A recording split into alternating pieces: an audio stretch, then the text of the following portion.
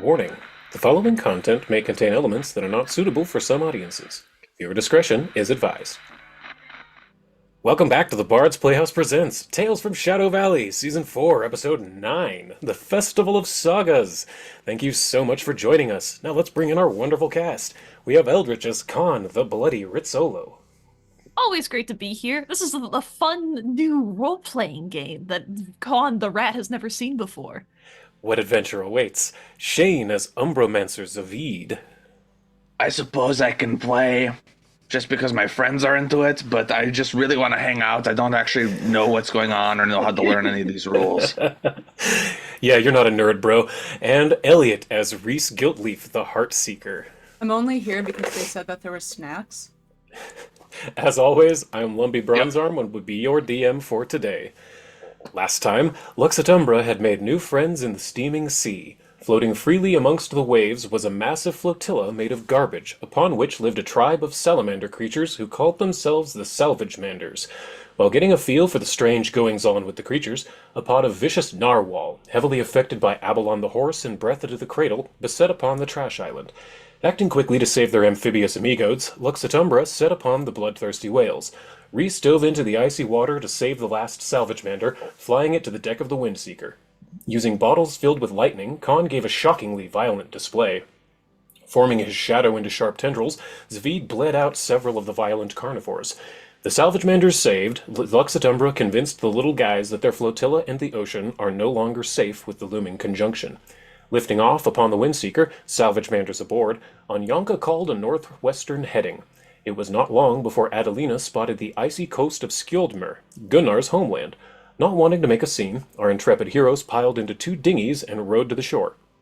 Friendly faces abound, as Lux Et Umbra was welcomed to the whaling village and invited to the Festival of Sagas, a 5-day-long holiday celebrating storytelling in all its myriad forms. It was easy enough to find the celebrations by just following your nose. In the center of town was a wide selection of fun and games. Reese won magical armbands of athleticism by beating the rune-clad brawler in bare-knuckle boxing. Though she did vomit violently, Khan managed to scarf down every slice in the pie-eating competition, winning a priceless t-shirt and a place in Skilled Murray legend. At the Jester's stage, a crowd waited in anticipation, each armed with tomatoes. A man named Edgar Bergen and his Viking puppet Sven Triloquist came out on stage. Though his stand-up set started off entertaining the crowd, the dummy quickly soured them, prompting them to anger. Zavid, never missing a chance at shenanigans, cast a protection spell on Sven Triloquist, disallowing the audience to hurl their produce. Anger boiling on their faces, the spell was released alongside a hail of tomatoes. Having their fill of comedy, Lux Et Umbra sat down at a table filled with strange map, dice, and papers. Each has chosen a character and has entered a world of imagination, the world of offices and overtime. Can Lux Et Umbra save the Tavern Times newspaper from the dreaded printing press mimic? We'll find out today.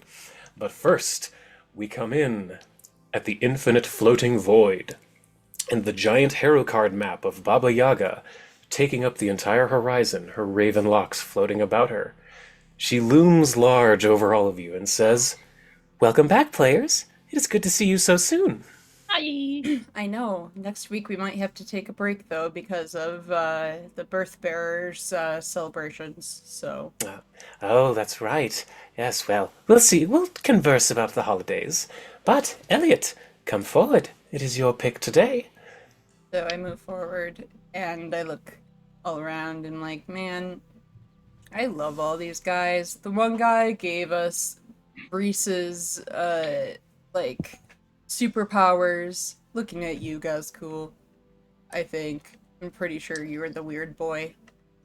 Mm-hmm. And then he goes over, sees Gunnar, Got us knows he's a deleted. good pal. Good pal, good guy. And of course, all my friends have already made their guesses on who I'm picking. Um, and I smile, look at Gunnar, but I know myself. I know myself very well. I look up at Ma'at and I wave and I go, her. Very well. Ma'at the Song Pharaoh, eh? God King No! of all warmed by Ra. No! Oh, you picked Gunnar, didn't you? Yeah. Yeah, they both picked Gunnar. Uh, Stand united. Yeah, So, sorry guys. yes, so Ma'at reaches down her mighty hand and flips over the Wait, can card. you put the card back up? I accidentally exited. Oh, yeah, sure. There you go. She reaches down her mighty hand, flips over the card, and standing before you is Ma'at, the mummy lich, empress of all Assyrian. She looks to you and says, Well, welcome there, Elliot. We are glad to see you in someplace outside of danger. It was very nice. The Overlady has requested we give you a boon, so please step forward and accept our gift. And Ma'at pulls out a papyrus that she unrolls, and it has hieroglyphs stamped into it. And she begins to read. Most beauteous, supremely magnificent she, pharaoh of old, priest of Hathor, enemies kneel by her decree, bring fear of the God King to all once more.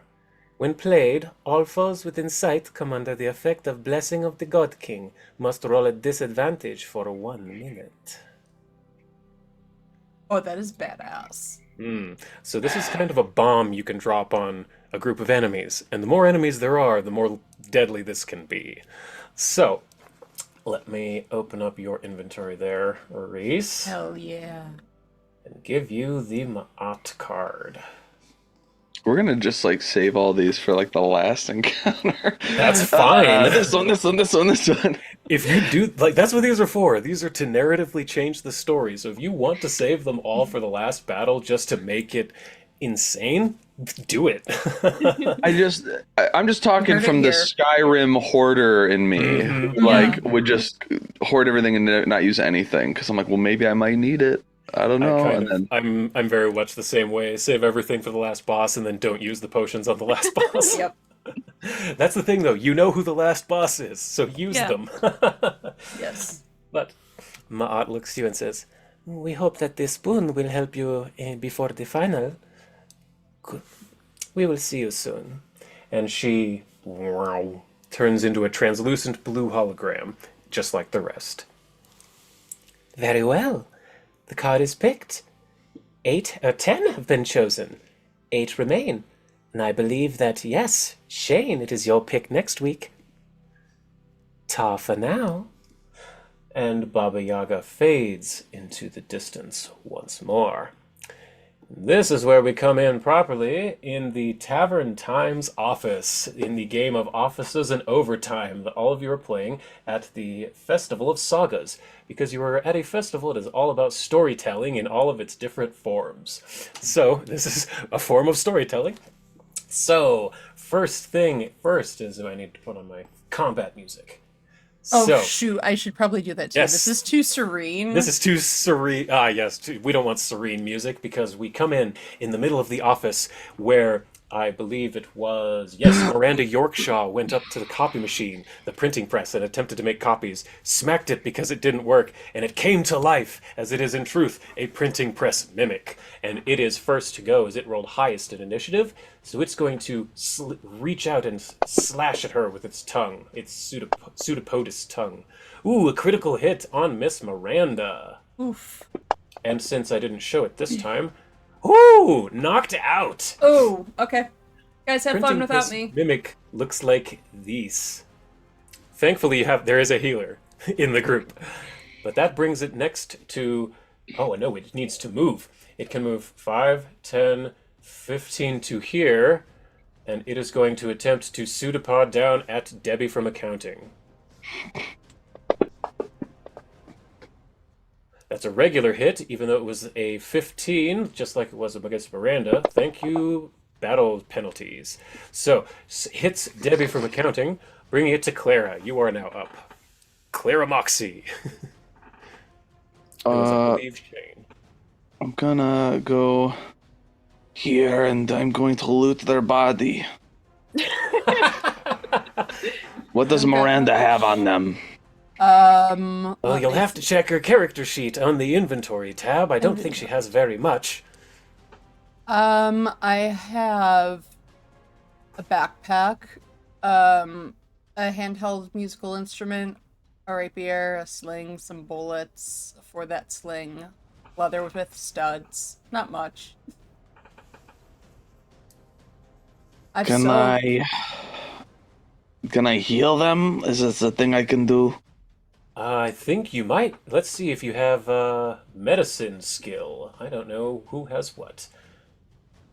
You do not have the medicine skill. You would need to be able to roll a 15 with a +1. All right. Thomas Murphy calls out, "I can get her back up. Just hold this thing off." Sure. So my targeting. How do we do this? Wrong button. Yes, there we go. Okay. Pull out the crossbow. And I. Did that work? That didn't work. How about this? There it goes. Oh no, that is a miss, unfortunately. Fuck this game. It's stupid. I hate this. I would not miss. If it were me, I would not miss. It is a game of imagination. You are a character other than yourself, though. I roll again. Whatever. And then Zavi just crosses his arms really angry. Dumbest game I've ever played. I love that, because that is exactly the kind of character he'd be, I feel like.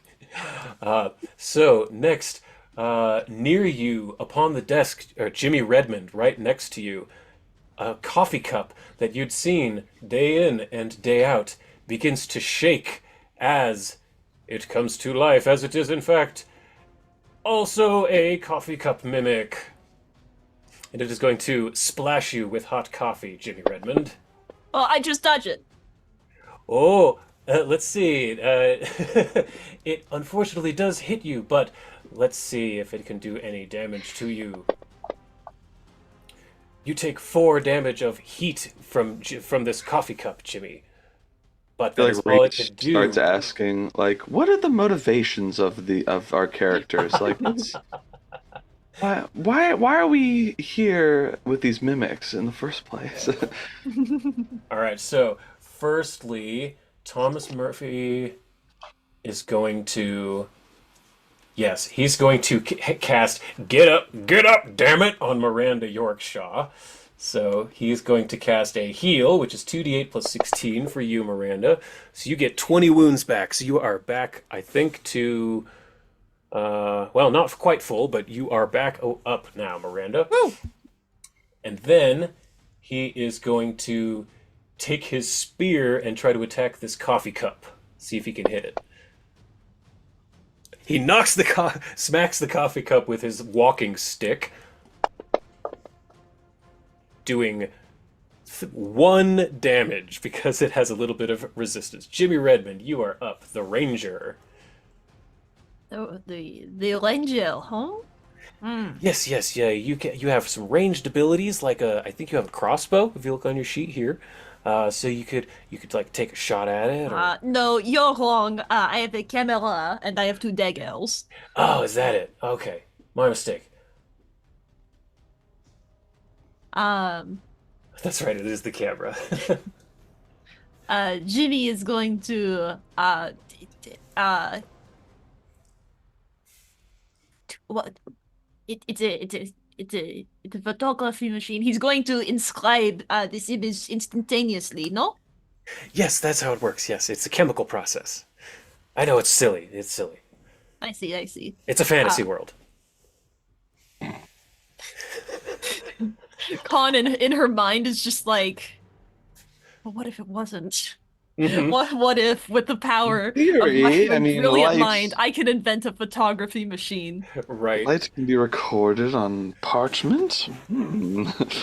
Oh, and each of you has a single hero point for a moment of great need. What makes us heroes? It is you're trying to save the land and save the office. So sometimes you need a little extra boost by the powers that be. Why are there no office guardians, no kobolds running around, no golem? It is a world in which golems do not even exist yet. You would have to hire actual guards. That would eat up the bottom line. Debbie from accounting wouldn't like that. Can't we just feed one of the lower tier employees to the mimic and tame it?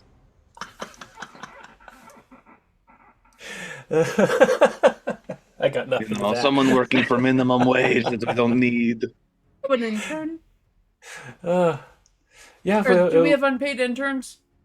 I think Miranda has an ability that has to do with interns. Amazing. I will say, as my character Clara Moxie, I will say, Miranda, summon an intern so we may feed this creature and then use it as a guardian. Yeah, you know what? You're right. Oh, but Jimmy hasn't finished going yet. Oh, I got distracted by the We all did. Yeah, we did. Sorry, it's just what my character would do. I'm sorry. Oh no! Zavid is absolutely an "it's what my character would do" player.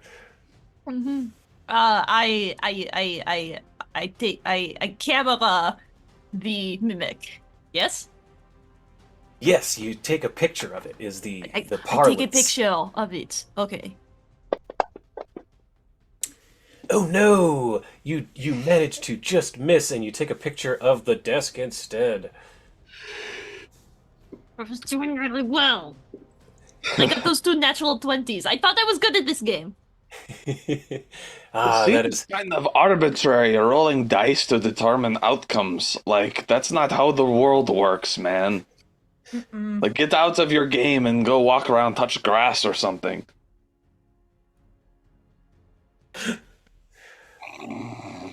there has. This is how Zavid is sitting too. He's just really relaxed and like kind of looking down on this game. Like this isn't at all hilarious. like reality. It's hilarious to me, I think, personally.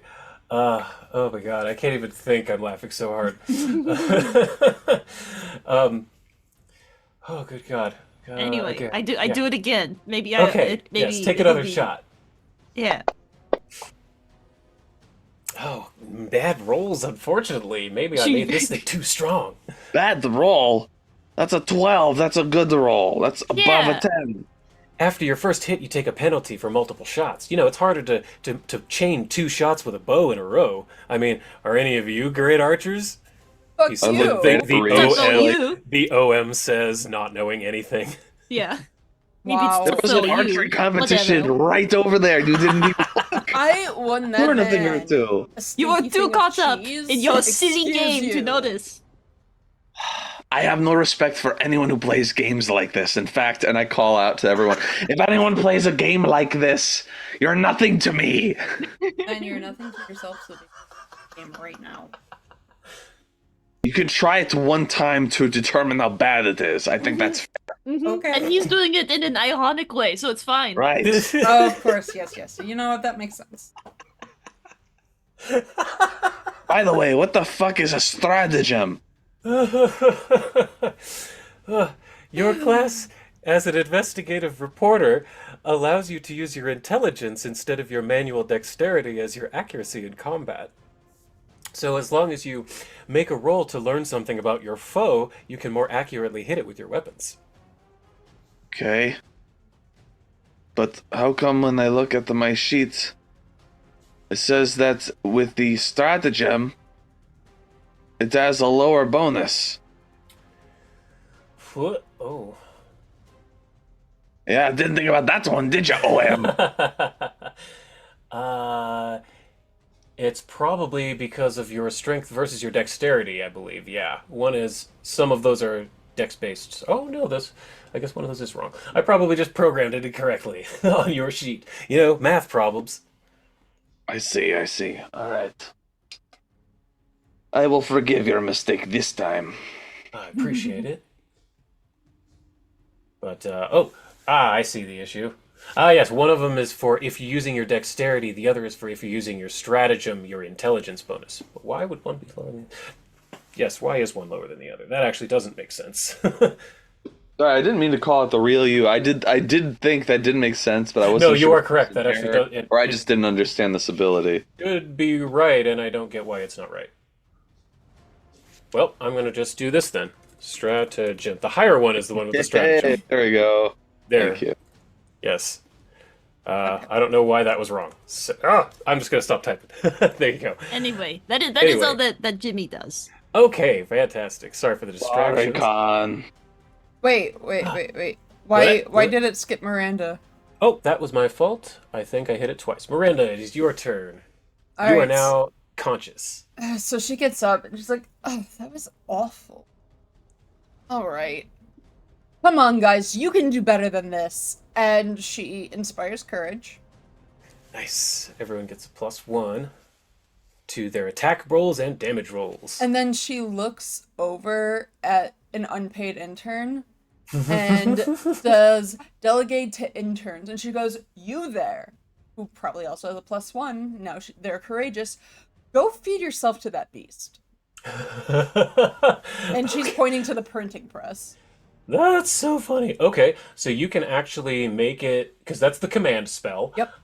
So let's make it your target, and then your command spell is here. So right next to command, if you click the little magnifying glass, and then click the D20 next to will DC 19, it should make it roll. I made it your target.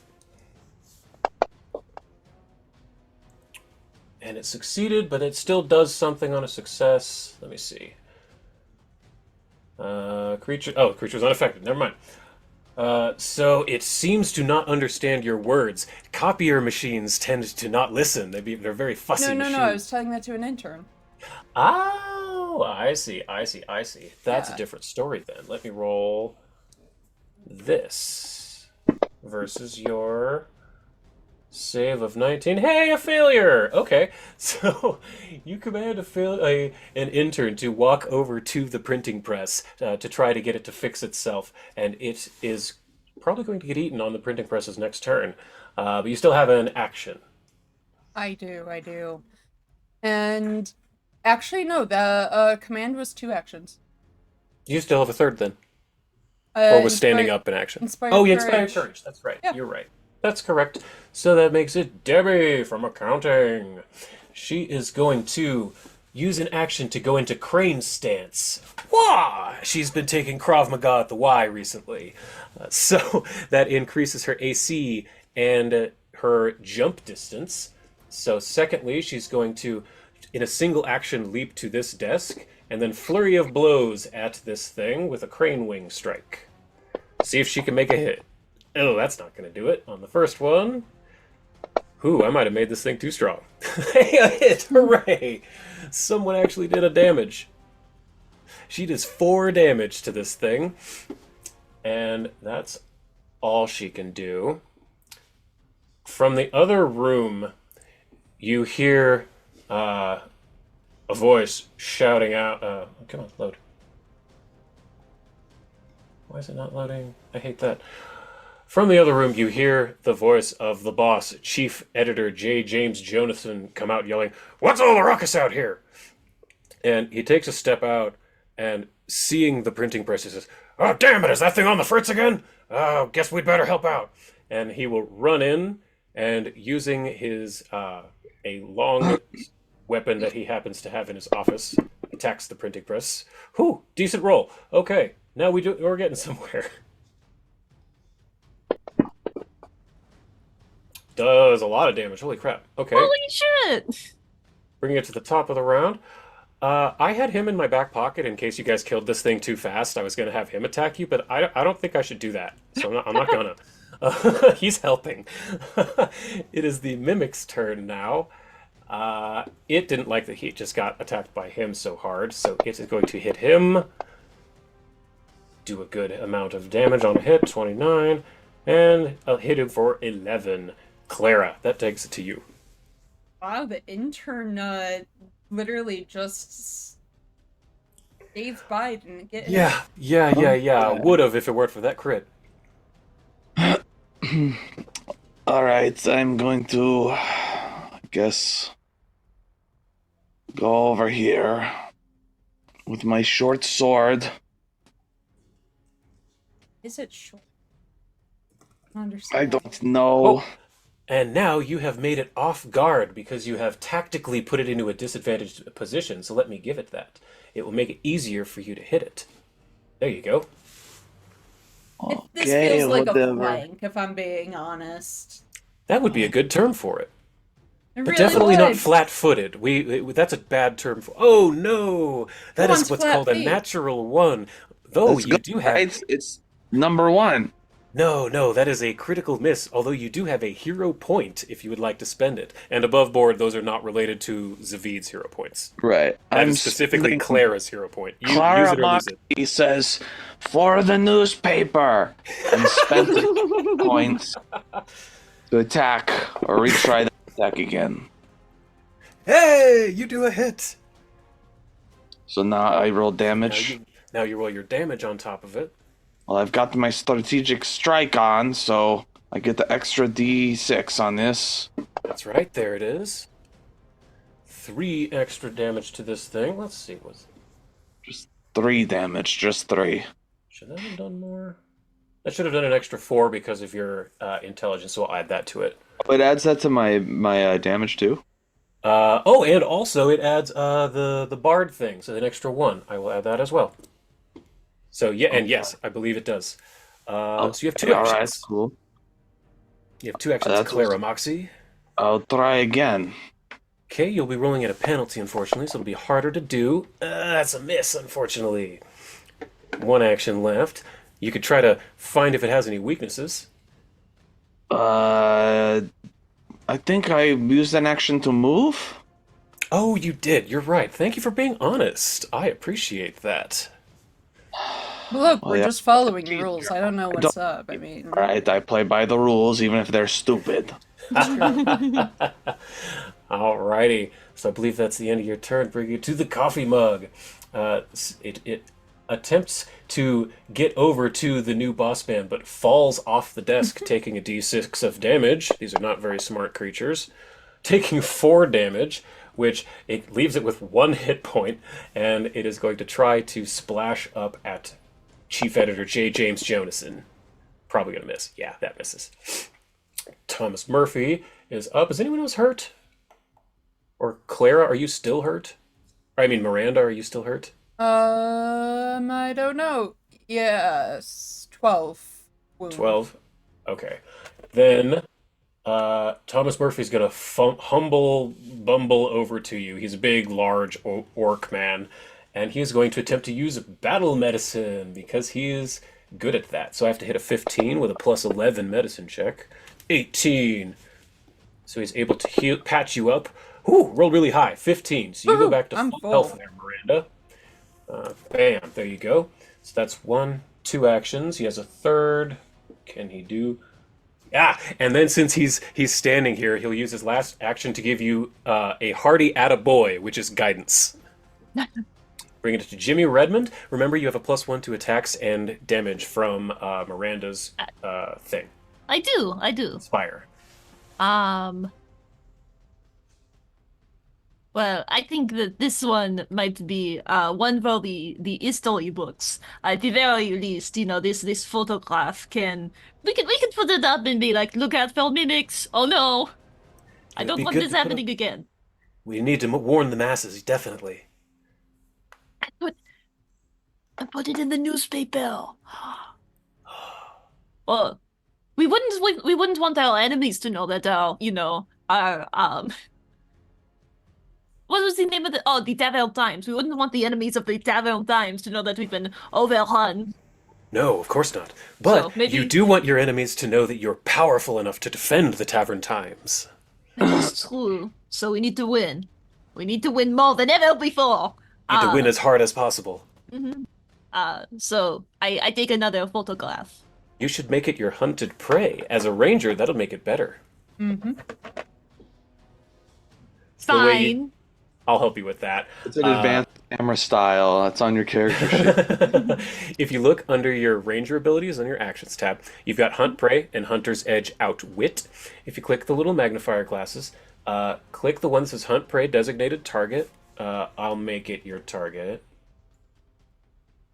There you go.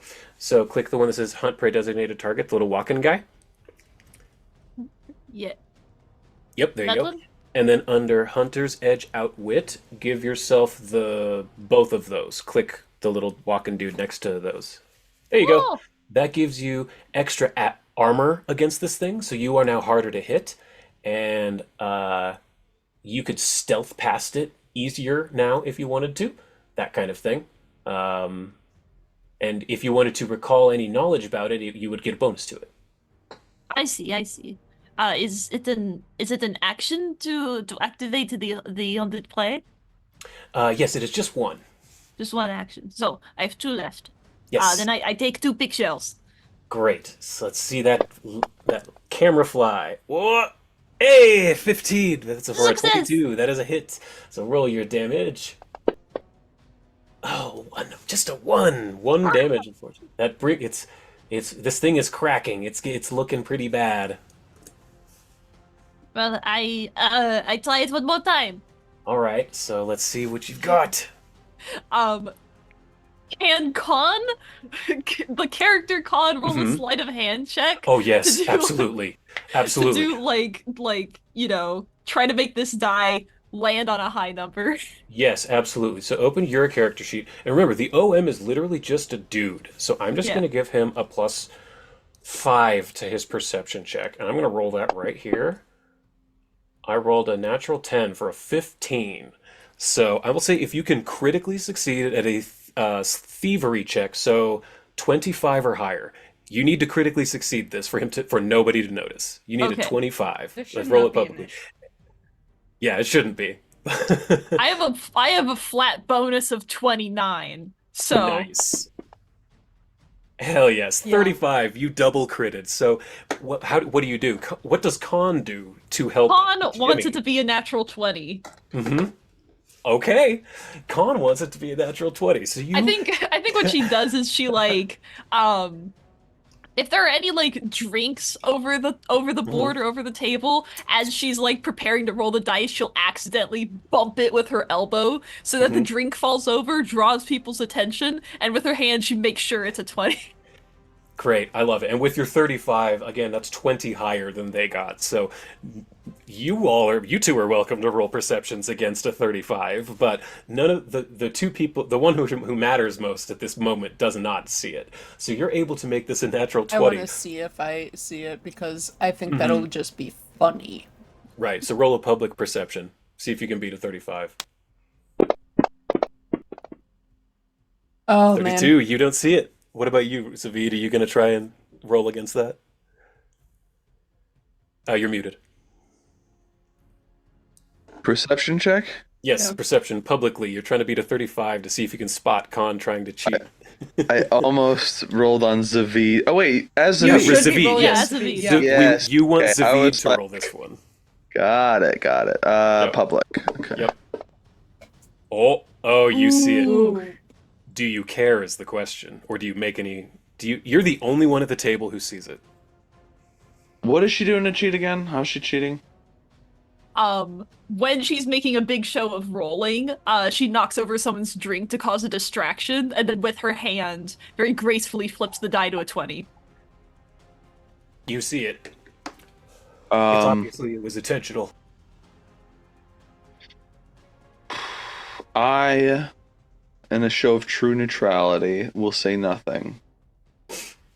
Because I know that the greater good right now is moving on.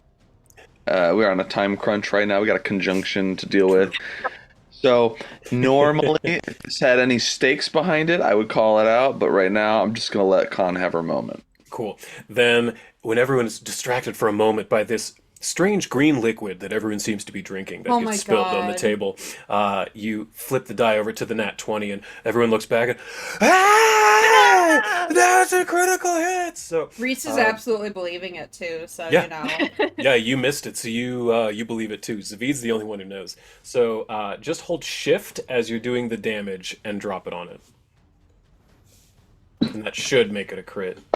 Oh, it didn't. Just roll twice. Yeah. Oh, that was enough. Oh, that was enough. It had 5 hit points. So you killed it anyway. So how do you want to do this, Jimmy Redmond? You get the kill.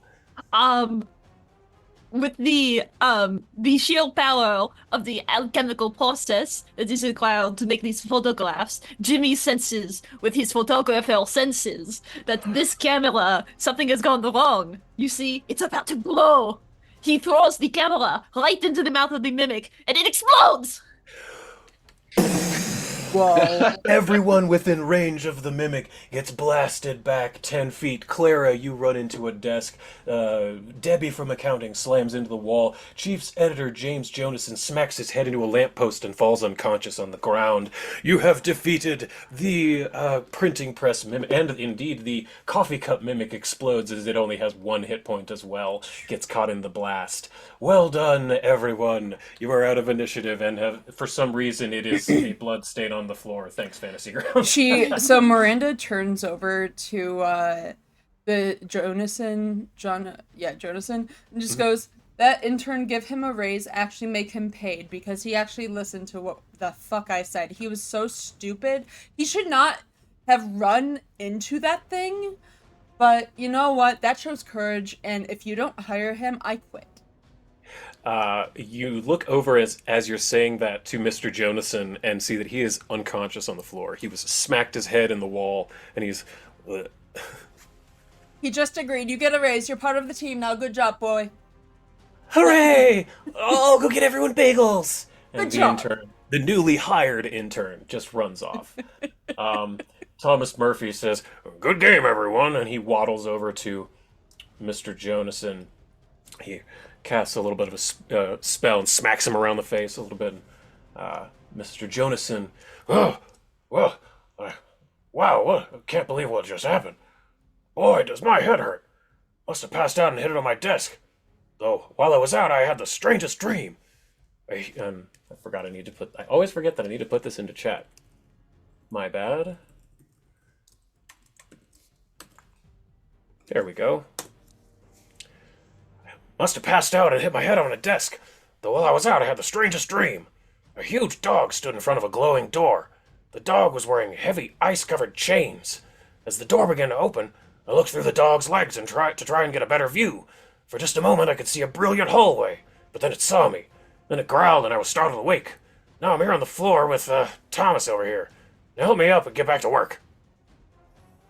That seems weird to Khan, Reese, and Zavid, that he would have said something like this. That the OM would have had this character say this. Yeah, what a Insight. highly specific thing for this, this random NPC in a game made up by our office manager. That's I would like to see if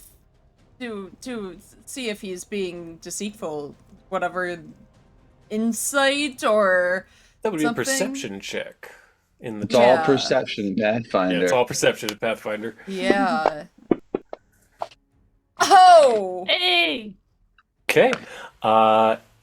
He does not seem to be lying, seems to be telling the truth, that a dream that was this seems to be had, but you, Reese, seem to be feeling that this DM or OM is kind of dealing with personal issues via the game, as a lot of people are wont to do.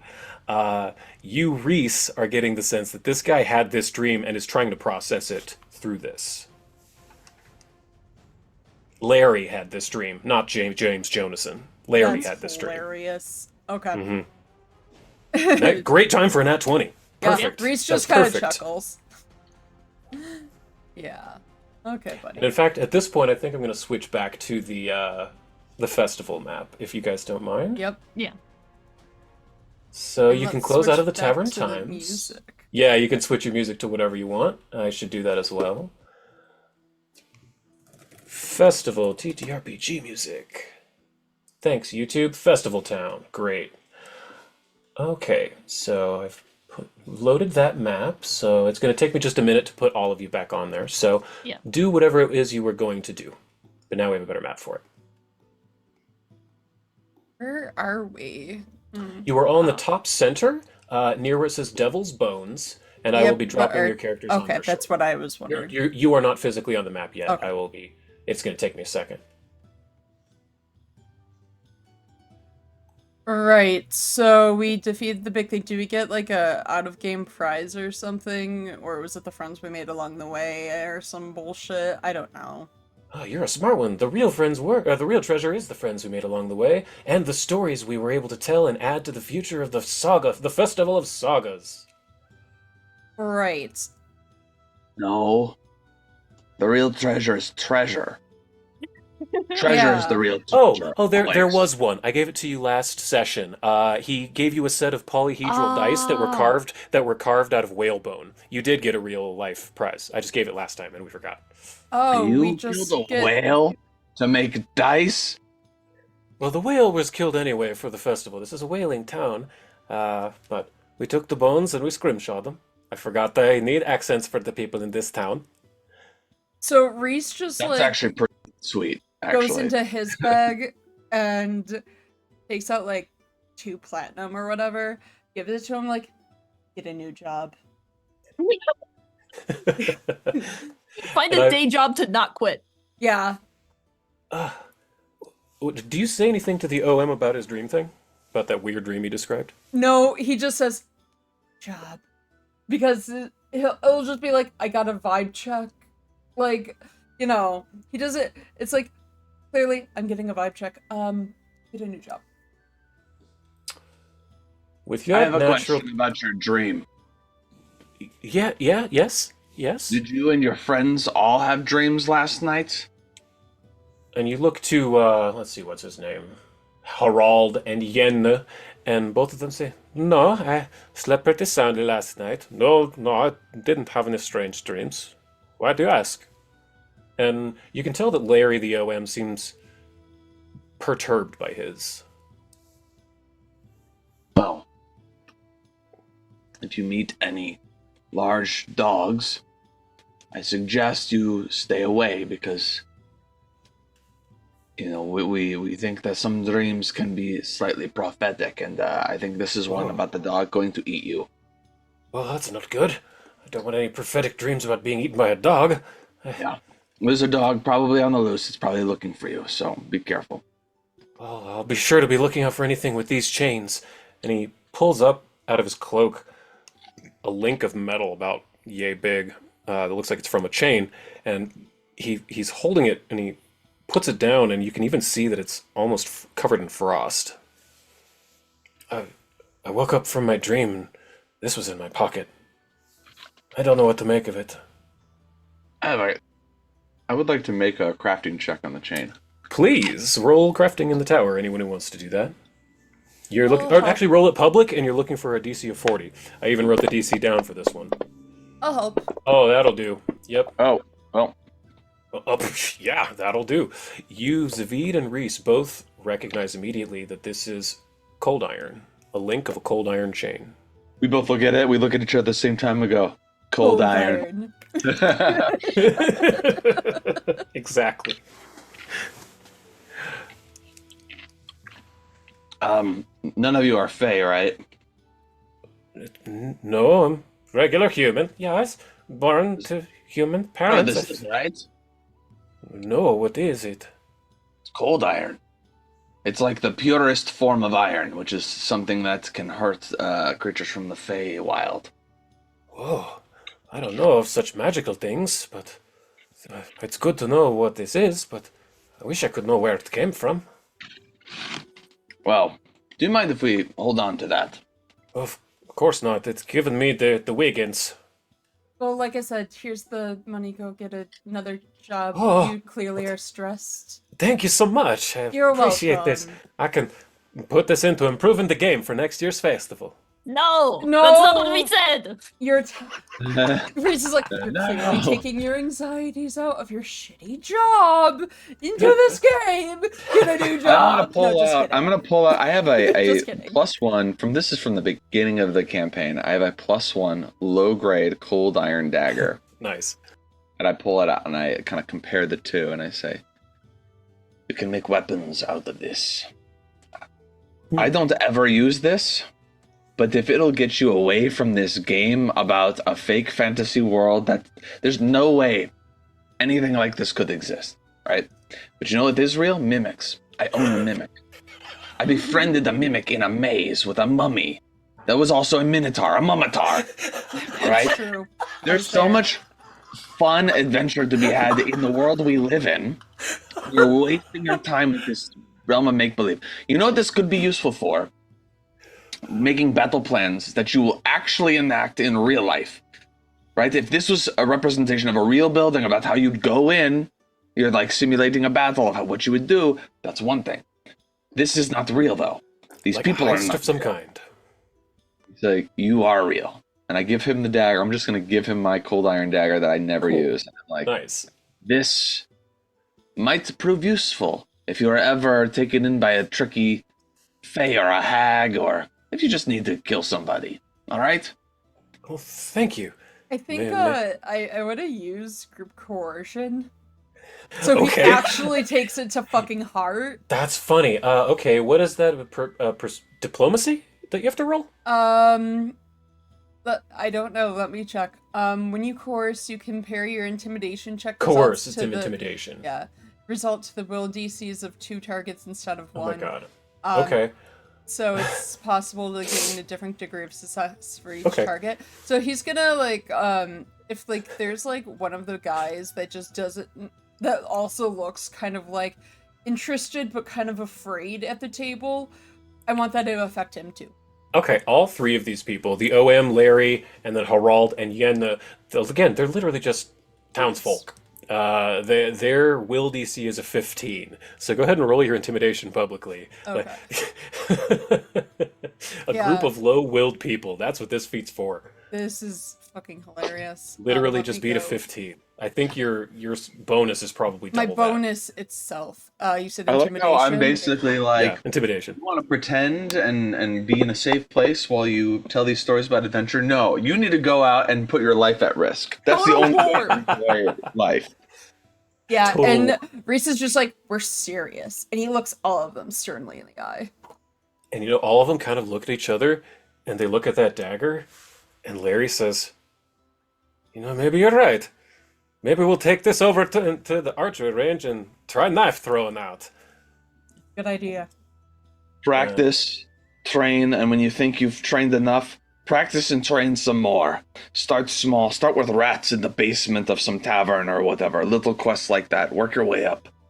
Don't bite off more than you can chew, because I guarantee you, the little things that you underestimate will be the end of you. That's really great advice. I think we'll do that. And the 3 of them will get up and walk over to the archery place. Let's see. We're There they are. inspiring them. Yes, you're inspiring people. They get up from their table and they walk over to the archery targets. I think normally, like, Try Zavid throwing would it. care. He would be like, oh, whatever. But because there's going to be an apocalyptic event coming soon, Yeah.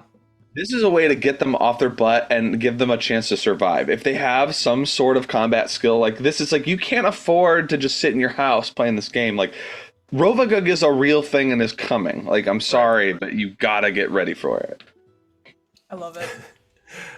Thank you all for putting up with offices and overtime. That was a lot of stupid fun. That was awesome, and Dude is a honestly, plush I'd play fucking offices in purple chair.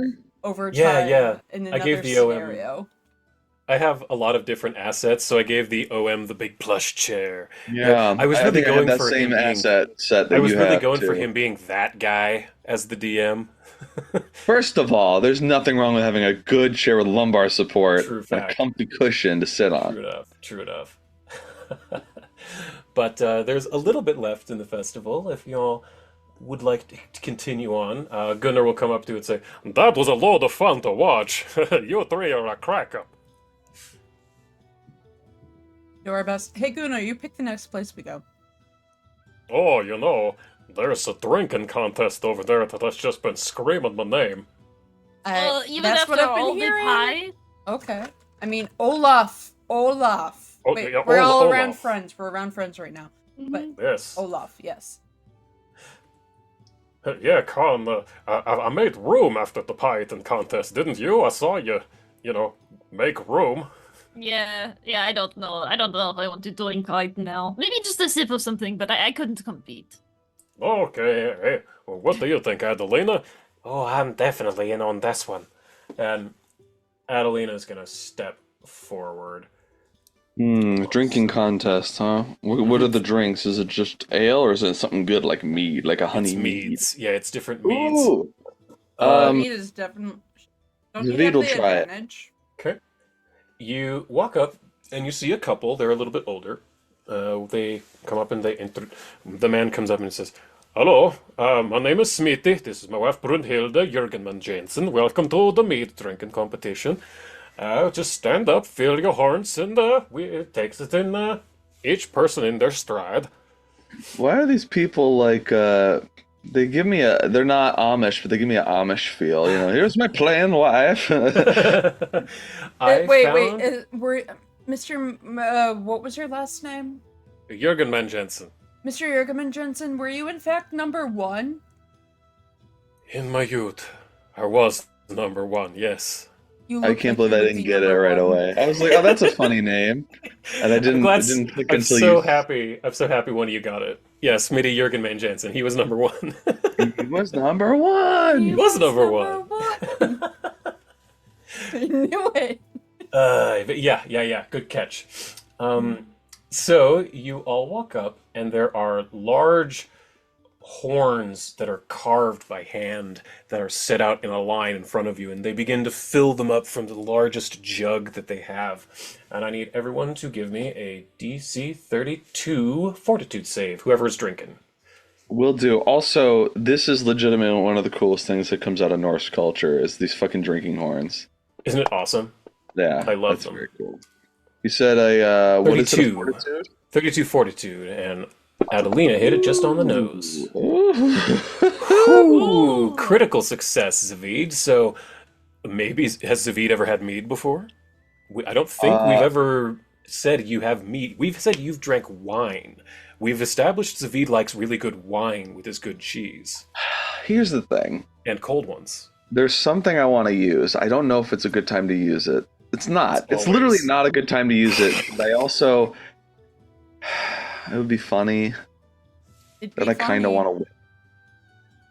I want to win. I don't know. I Do want to it, use. do it, because this is one Okay. of the few times we can fuck around and find out.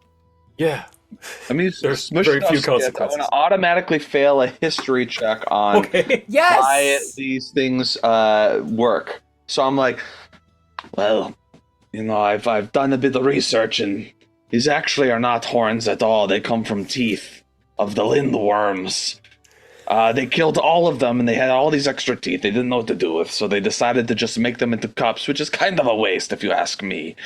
And then they carved them up, which looks beautiful, but now it's going to deteriorate faster because the protective enamel's gone. So now it's just going to, like, you know, rot from the elements. But the meat is all right, I guess. Gunnar was talking to the mead suppliers as you said that, so he didn't hear it. So as far as y'all know, that's correct. So you have just chosen to critically fail a knowledge check about the history of mead horns, which I love. So I'm going to go ahead and get rid of your smush stuff card. The I need power to of smush narrow compels down you. my god gifts so that I can, like, have a reasonable. That one's, like, really good. Could have been good in a. But you guys have that too, so you guys might be able to use it when it matters. Exactly. Yeah. So there you go. So you've already critically succeeded your first one. So it's your next three. Well, that one I rolled for it. No, that's what I'm though. saying. You've already gotten Yeah, one. yeah. So like that one doesn't count towards the card. That's what I'm saying. I see. If there's Yeah, yeah. 3 that I have to make, then I already got the 2 in the bag, and then I got an Mhm. extra random one for the next. That's Right. kind of cool. That's right. So Adelina makes hers just on the dot, and Gunnar, since he's a paladin, critically succeeds. Reese and Con, are you Oh, drinking no. or no? No. Nah. Okay. Oh no, me and Gunnar Reese are is gonna good go enough at it. fighting. He's here to watch now. This stuff is pretty good. What do you think there, Zavid? You liking it? As he comes I back. think it's pretty sweet, but it's also got a bit of a bready flavor, which I like because I like bread. Yes. Failing. Yeah, it's good. I was sort of upset I didn't get in on that eating contest right away until I saw what Con went through. So I'm It was hoping I pretty can gnarly redeem near the myself end. here. Yeah, for sure, but looks like the second turn's coming up. Ah, yes, Alright. here we go. Got the second jug, and this is made out of the juniper berries. It's a juniper mead, a little bit more bitter. And so she pours out a large horn for all of you. And Gunnar, this round, reaches into his bag, and before she fills up the horn, he pulls out his stein of chugging and sets it down on the table and has her fill that instead. And as it gets fuller and fuller, you can just hear around you chug, chug, chug, chug, chug, chug. So Zavid, roll me a fortitude save DC of 35. I'm gonna critically succeed it. Yo, that's right. You were critically succeeding. Can Reese use predictable For what? to see if, like, you know, if it for his, we'll use it to his advantage where he does it so he can see if, like, somebody's gonna upchuck soon, so he can just, like, give them advice, like, a little bit slower. It's okay, you got this. All right, well, Gunnar has critically succeeded twice, along with Zavid critically succeeding twice. Adelina's only succeeded twice. She's not, so that would be good to tell her. She looks like she's going a little slower, getting it down, but not as fast as the other two. And I'm drinking from one of them, and I'm like, it's ironic we're drinking from the teeth of a lindworm. It's like a weird sort of kiss, like you're getting kissed by the mouth of a dragon as you're drinking. I don't know. I'm just thinking of these things. I'm just thinking about it as I'm drinking. I'm just kind of a wild, kooky guy. My grandfather used to say that he was a dragon. I never believed him, but sometimes I'm just. Roll me another fortitude save. As she brings out this is a spiced mead using spices from the lowlands. Looking for a DC of 40 on this one, because you've had quite a bit. But you can critically. Oh, Adelina fails finally. So Adelina fails by quite a bit. She gets half of it down, and then hero point. Did I use my you Miranda hero point that I never used? No. Here, those do are you want gone. Con's hero point? No, I'll use Reese's. If Reese really needs something, then I'll take it. Offices in overtime isn't real. It's not real. That doesn't move. Oh, hey, look at that. 45. Woo! There we go. So Okay. it went from That a one 34 really to a is. 45. So that actually did. How do you get at your sister to? She's slowing down, and she looks like she's going. No. You keep going. I did not bring you back to life for this. Oh, damn it, you're right, you little piece of gobshite. And she just goes back to drinking, and she manages to finish the rest of it. Gunnar, let me roll for him. What did I say, 40? Ooh, 30, critical failure! Ooh. So, There's this moment where, before you get into that for just a moment. go ahead. Reed is drinking, and then he stops, and he leans forward like the look of someone who's about to puke, like where it's like, and he locks eyes with Anyanka, who she's like looking back, like, why are you looking at me? And he's like, does like a big burp, and he goes, that fish, I think, is what's giving me this contest, because it's so salty, and then this is like keeping me from having to use the bathroom. I could see that. You're like a sponge. Yeah. And I just go right back to it like nothing was wrong. You absolutely scale it like no problem. Gunnar sees that, and you can see him turning green, and he just says, I don't think I've got my sea legs anymore, Captain. As he falls off of his chair, which I can put him sideways. So as he falls off his chair, Grisha's gonna take an elemental arrow, purposely point it at the ground, and do like a water one, so he can like wake up a bit. Yeah, and I think Con will just make sure he doesn't die. Ooh. You place a perfectly placed arrow right next to Gunnar's face. How much water? How much water? Oh, that's a lot of water. 25 water splashes him in the face. I'm awake. I'm 5 more minutes. I'm not late for school. Where am I? Hey there. Get him to sober up a little bit. Yeah. Let me make something that might help. You look kind of clean in the gills, as the saying goes. You don't know me, fella. I just should sit down for a minute. I thought he was going to say, "You don't even know what green is, Con." You colorblind rat. That would have just been mean. And That's he's not the furthest thing from mean. But then, congratulations to the newcomers on winning the drinking contest. You can take the horn with you as your prize. And I know Shane is AFK, but Zavid is able to take his hand-carved drinking tooth with him. And Adelina gets one too. Oh, Adelina gets one too. That is right, because she succeeded on all of them. Great. Yep, definitely no intervention. Thanks for the pat on the back there, Ace. I don't think I would have gotten that without your support. It was kind of cruel to tell you that, but like I knew you needed the encouragement. I really did. Looks like Gunnar could have used it too. Ah, come on, you big lug. Get your arse up. Let's go. I'm coming. Let's go, lady. Hey, you look like a nice twins. And he's talking to Anyanka. Oh, yeah, yes, yes, it's me and my sister Anya. Let's go, you big lug. And, All right, sorry about that. no problem. won. You and Adelina both won your hand-carved horn that you were able to keep. Woo! Yes. It's okay because you know what? Souvenir cup. Of my own. Gunnar I say has this his loudly. own What chugging did you say? cup, so I say, finally, a lindworm tooth of my own. No, you dummy, that's made out of a horn of like a ram or a sheep. It's not the tooth, it's a horn.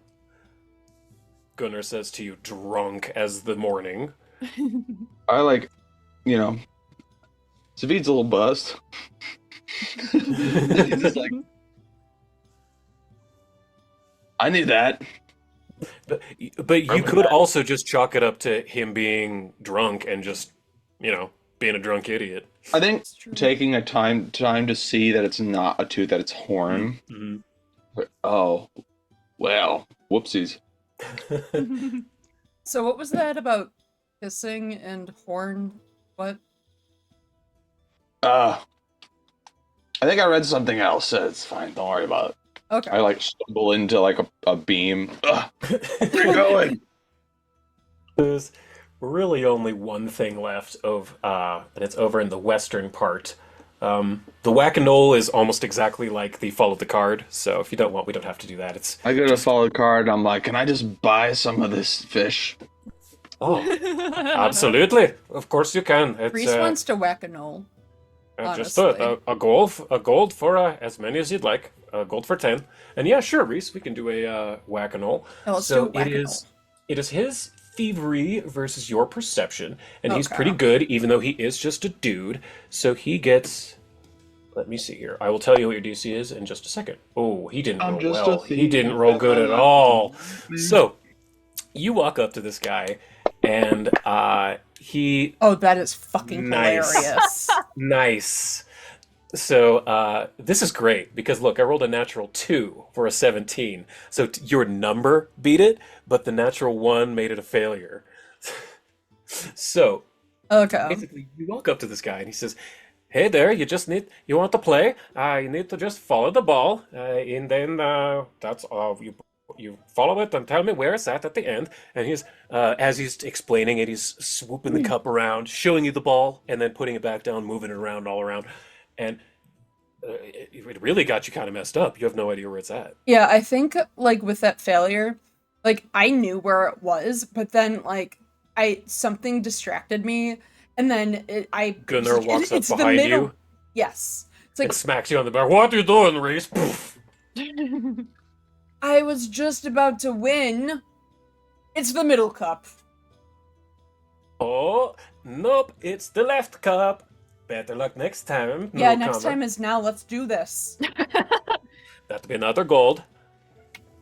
What's money to this group? Okay, then he switches it around, and let me see. So your DC is gonna be. Oh my god, great! That's amazing. He rolled a natural 11 for a 26. You rolled a nat 20 for a 42. So is nat 1 to a nat 20. Now that Gunnar didn't bump into you and you were able to look this time, obviously it's a trick cup. It's just like over at Follow the Card. All right. Okay. Hear me out. So wait, above table. So he hid the ball. He hid it, yeah. Okay. All right. Well, I'm just gonna say, what if there's no ball at all? And he lifts all 3 cups and goes, "You're the first one to see it today, stranger. Good job." And he puts 5 gold down on the table and scoots it towards you. Thanks, but honestly, make it for next year. Make your cups fancier. Keep the gold. Thank you so much, hey! And then he says, hey, can we give them a fish? Give it a fish. I've been losing them all day. Yeah, you can take a fish. Cool. He takes a fish and starts eating. Great. And walks over to everybody else. I'm eating my fish, but I'm not even eating around the bones. I'm just taking a chomp out of the entire body of the fish at once. You know Smile, what, and though? your little fish bones sticking out of my gums. There's a little bit of blood, like.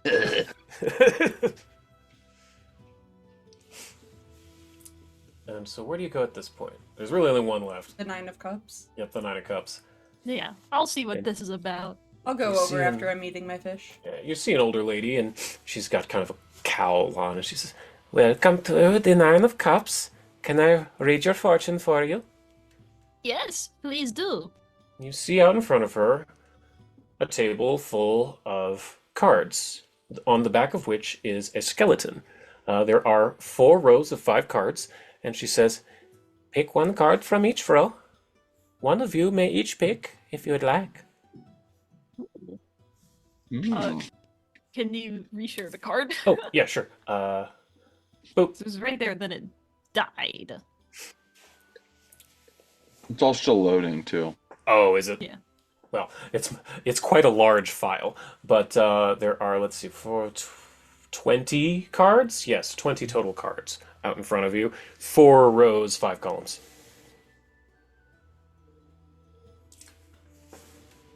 The cards have information of past, present, and future. They see and know many things. Some give more questions than answers, though. Oh, I see what happened. We were getting the other side of the cards first. Oh, well, that's not the worst thing in the world. Yeah, I don't remember what any of them were. That's fine. It could be a lot worse. That's fine. There are not really spoilers, I guess. Yeah. Yeah, this is for fun. This But is for also fun, yeah. Good to know, like, for the future. For Yeah, something good to that- know it loads No, low it's to high. big. That's good to know. Okay. Maybe yeah. So has it loaded now? Do they all look the same? They should all look Yes. the same. Yeah, Yeah, they all look all the right. same. They only showed the other side for like a split second, and I Okay. can't remember shit.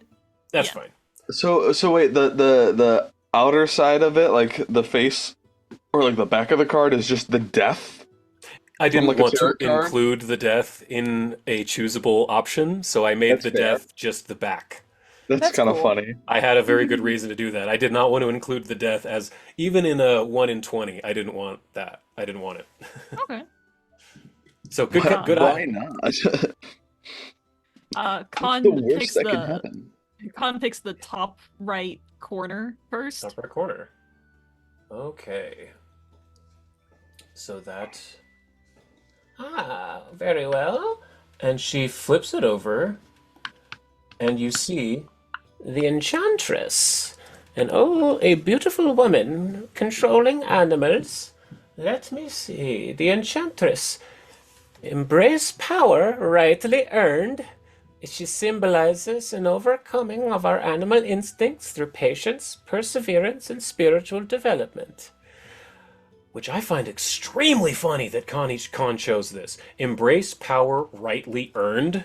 That's literally the antithesis, the anathema of Lao Shu Po. And here, Yeah. I'm putting it in chat right there. Yeah, she hisses a little bit. Mm-hmm. That's I don't know. hysterical. I bet she can feel like Lao Shu Po, or sorry, Pipette, Vibrating. or like nibbling her fur a little bit. Like, I want to see a reaction shot every time one of these words is said. Symbolizes an overcoming of our animal instincts through patience, perseverance, spiritual development. Mm-hmm. I can't. So you could do with that what you want. Oh, yeah. Reese, which card do you pick? So I'm gonna do so the second row from the bottom Mm-hmm. to in. Mm-hmm. Yeah. Okay. Flips it over. And Uh-oh. it is... And she flips it over, and it is a man who is walking down a road with a spindly package on his back, and she says, the Magus card. You seek knowledge to learn what you are capable of. He symbolizes the never-ending search for knowledge. Considering Reese is searching for knowledge of his homeland and everything, that's pretty fun. I think that's good. Find meaning wherever it lie. And you, I was saying sir- that above table. Oh, I see. And then you, sir, she looks at Zavid. The first one. Very first card, eh? Top deck. And she flips it over. Ooh, Black Magician. nice. It is an image of a Oh. demon woman with wings with two smaller demons under her control. The Black Magician. A dark omen. Beware power offered on fair trade. Symbolizes mental distress. Are you all right, traveler? You should you share slept the well? Magus text in the thing. Oh, you're right. I should. You are correct. Magus. I forgot. Magus is here. And then Dark Magician is the very first one. The dark. I play Dark Magician in attack mode. Blue Eyes Dark Magician. A dark omen. Beware power offered on fair trade. Ooh. Yes. That's interesting for Zavid. This is, you know what he's saying. Hmm.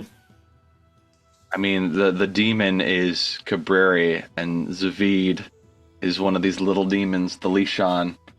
I'm curious who he Probably thinks the the other male demon is. Coded one. The other one, I don't know. Maybe Cabreri's got other Umbramancers that he hasn't told Zavid about, which would make sense. He probably doesn't feel like he needs to. I like that that's how Zavid interprets this. He's a very paranoid man. Mm-hmm. It's very funny that all of us chose magic-based ones, too. That is interesting.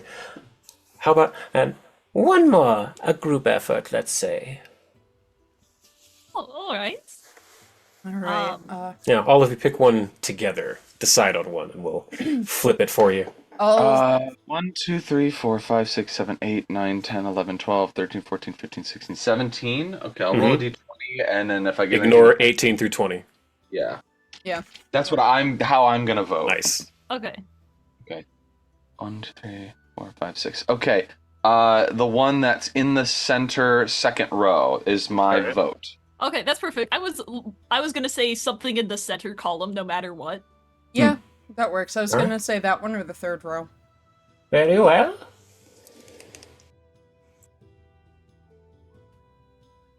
Sorry, I had to cough. Didn't want to on mic.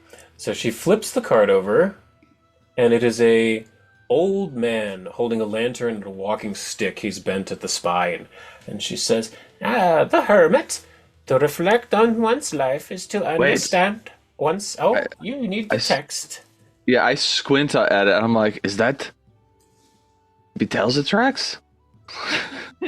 That's right. It looks Could just be. like our friend It Betelgetrax. does. It does. Hey, look, It's he's got the beads. cane and everything. That's right. He even looks like he's saying, "Hey, do you need the lights to help you on your way?" Yes, dude, I really do need a light. Facts. To reflect on one's life is to understand oneself better, symbolizes striking a balance between solitude and kinship. That's kind of cute. Aww. So We we found all need to balance within ourselves. we gotta reflect on our life. For a group card, this is very personalized and individual. You know, Yeah. I was 'Cause I I was don't also thi- gonna say, it's kind of triangulated between our three choices. It's weird. So that's kind of perfect. Yeah. I literally didn't plan any. They're random, y'all. Yeah. There's every single one is a different one. That's tarot for you. Because the This thing is is tarot for you. Yeah. Okay, so the thing is, fact, the card this that is- you picked for me is not the card I wanted, but I'm Uh-huh. like, you know what? If that's what the fates are telling, they're gonna do it. I wanted the one that was actually 2 more ahead of it on the right side. I don't know if I said left instead of right. Yeah. Here's the thing, though. Not only did I do my homework, I even asked Ash, our resident literal professional tarot reader, for help with this. So, yeah. But she says, "Thank you for your reading. Please take the interpretation as your will, and go with peace." Amazing. looking at this black magician, like it took death out, and I still got a bad omen. That was so great. I couldn't have planned that any better. What Is are there they? anyone we Can we? haven't talked to? Hmm? Is there anyone No, here? you've talked to everyone here. Okay. What are the other cards? I'm curious. I'll Like, show you. I'll show you. yeah, Boom. Wait, can you bring you- it that's up nice again? that Yeah, I you can can bring it flip back them up. all at once. I had a Are there bad folder. omens? The Hanged let's see. I'll just Man, maybe? there's Oh, the Black priestess is Magician, the one that the I was Chariot, gonna pick. the Emperor, they're just in alphabetical order. Oh. That's funny. Really? No. Because I figure if you all are picking at random, what's the difference? Yeah. True. No, the one that I wanted was actually the priestess. Hmm. So I'm curious, what's the one for that one? Priestess. Let me see here. Priestess reads, "To hear the truth spoken by the universe, one's own mind and spirit must be calmed, symbolizes mystery, intuition, and the subconscious mind." Honestly, I don't even think that fits for Reese, so I think the Magus really worked. Fate wanted you to take the Magus. Mm-hmm. That's pretty Yeah. much what I'm like, you know what? Yep. Yeah, I tried my best to be as authentic as I possibly can for someone who is not into tarot at all.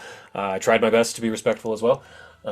Anyway, that's my best effort at a tarot reading.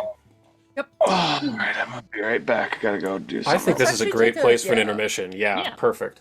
I was sweet. about to suggest that anyway, so we hope everyone will join us in about 10 or 15 minutes. When we come back, have just finished up the Festival of Sagas, but there's more to do here in Skjoldmur. See you in a bit.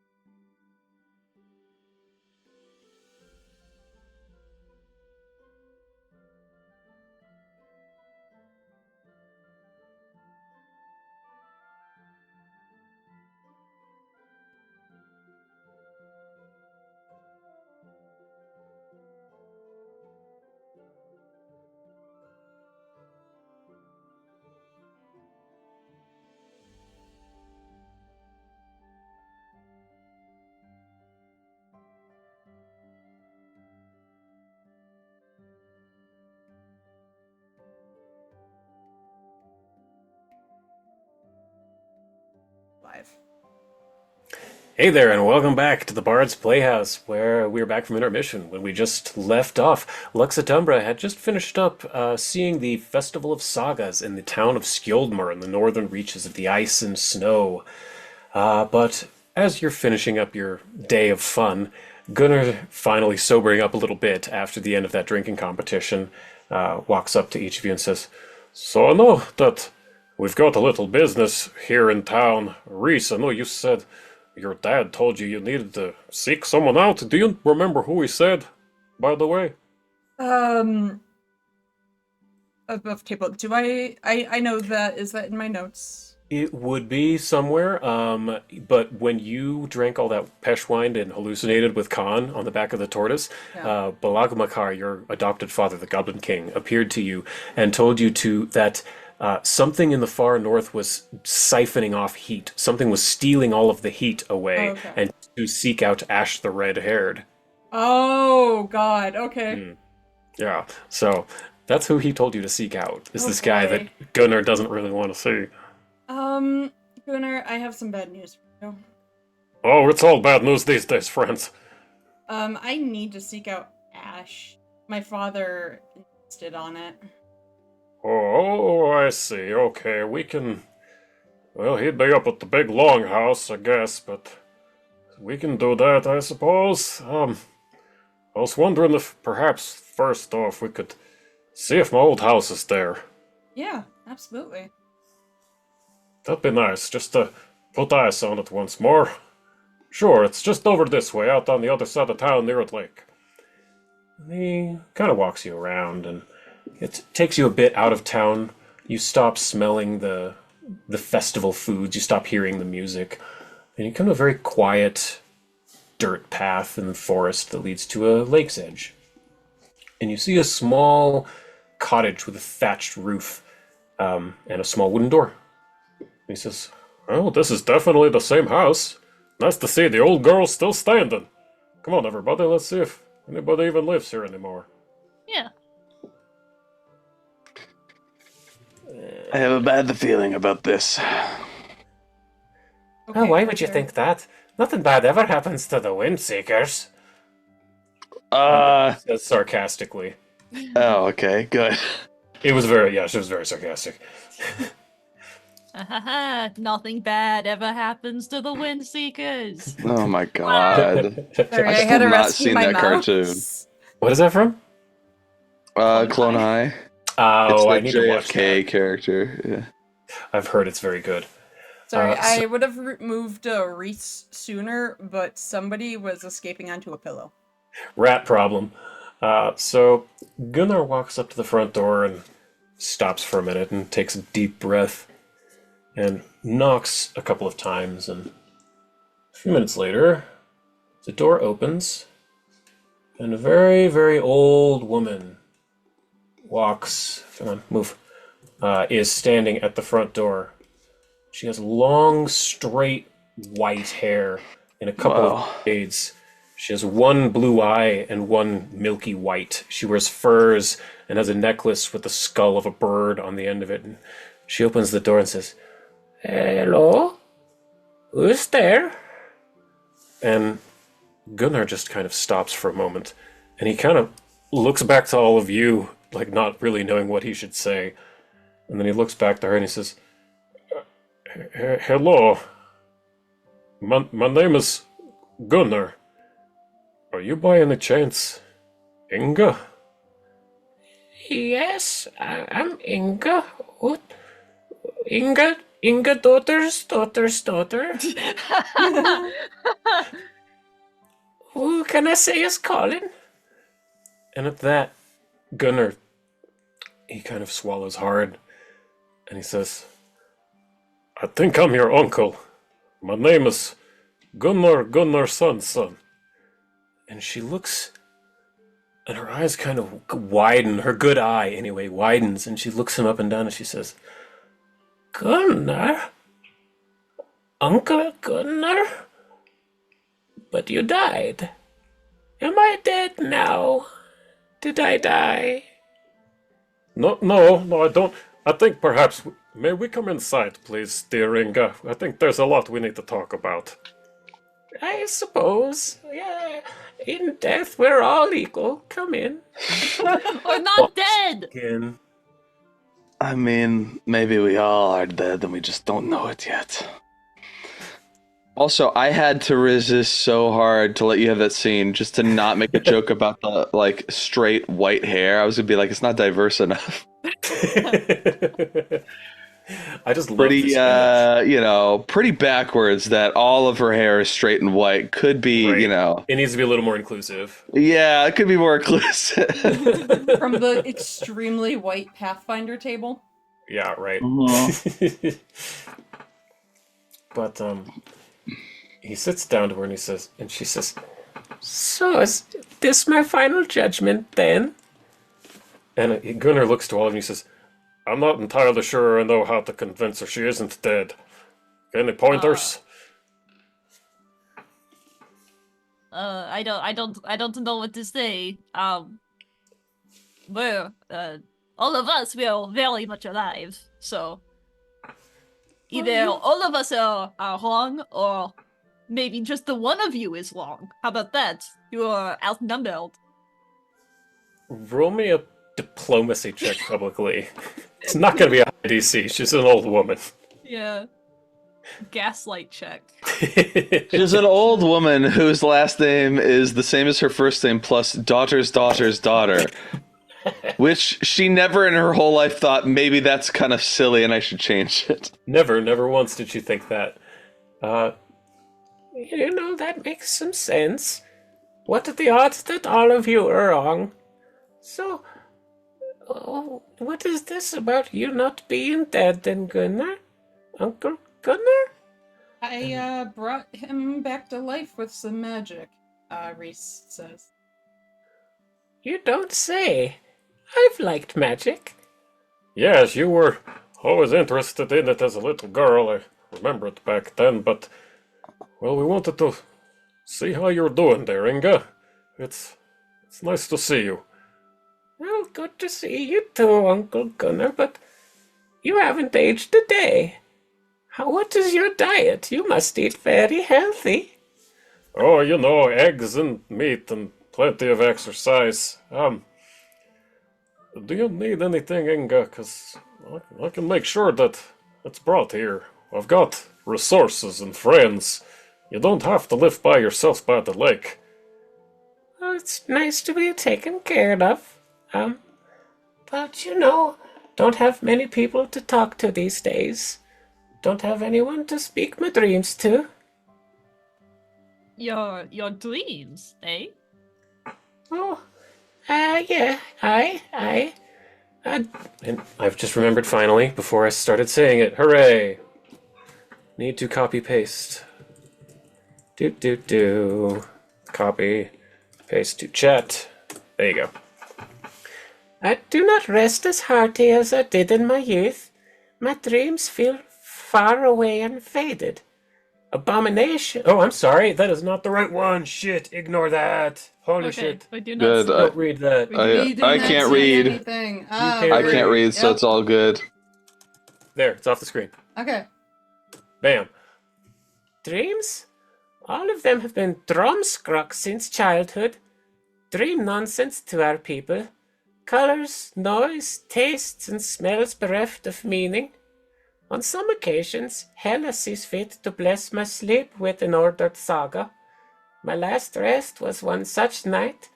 In my dreams, I felt and heard a great rumbling thunderstorm. I could feel it all around me resonating through my chest. As I wandered the mountain, it became clear it was at the summit of Mount Skjoldmer.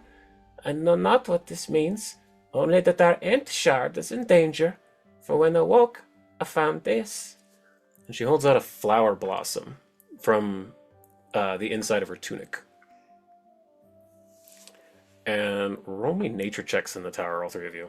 I mean, I remember what an end shard Yeah, I is. was going to say, okay, so if you remember... Oh shoot, I did. No, you're fine. I did public, but hey. Hey, that's a good roll, yeah. You remember, Khan, exactly, that the Ent shard is what Dirge planted right at Shadow Valley. It's that tree. And you know from him that they are all connected by their sets of roots. So each ent shard has kind of a connection to each other. And with Reese, with your nature roll, you actually recognize the blossom that she brings out because you've gone on walks in the forest near Shadow Valley so many times that Yeah. you've seen the ent shard, you've seen it bloom, and you recognize it's the same flower. Hey, that's the same Shadow Valley flower, right? Guys, am I going nuts? Yeah, I think so. I don't really look at flowers too much, so I couldn't say, but it looks similar. Oh, cool. I don't know what it means. I hope that the gods can offer me a little more order, but, it's hard to find rest these days. Days have been colder. The hot springs not so hot, they closed them down. That was the only thing that helped these old bones, was soaking in the hot springs, but our leader Ash said we can't go up no more. Has, Go ahead. has there been other ways heat has been taken? Oh, well, we've had to triple the firewood rations. I've had some deliveries, but having to stoke the fires more often, keep 'em burning. The days have been colder. The water's freezing over earlier. It's just Okay. been in the last week or two. That's good to know. Actually. What interest do you have in our hot springs? Are you a tourist? You coming into town to stimulate the economy, yes? Oh, of course. And he flips Oh, over good. a platinum to her. Oh my, I haven't seen a silver like this in a long time. And she tries to look real close at it with her good eye. Oh, it's more than just a silver. It's a little bit better than gold. Ah, Electrum, eh? Oh, thank you very much. And she puts it in a coin purse. It's that's fucking goddamn an electrum. That's half a gold piece. Oh, is it? Yeah, yeah. So she's not the brightest bulb on the chandelier. So I'm just gonna be like, look, Gunnar, why don't we get to the point here and not bother this old woman any longer than we have to, right? I think you might be right there, Zavid. Inga, there's some badness coming, and we need to prepare for it. Everyone in Skildmer needs to prepare for it. I'm not entirely sure how I'm gonna get everyone to believe me, but we need all the help and backup we can get. If anyone comes to you and asks you for your guidance, just tell them that you know that your family and your line has the best interest of Skildmar and the world at heart. Once a Gunnar son, and an Inga's daughter's daughter. Always a Gunnar son, and an Inga's daughter's daughter. You don't get tired of this.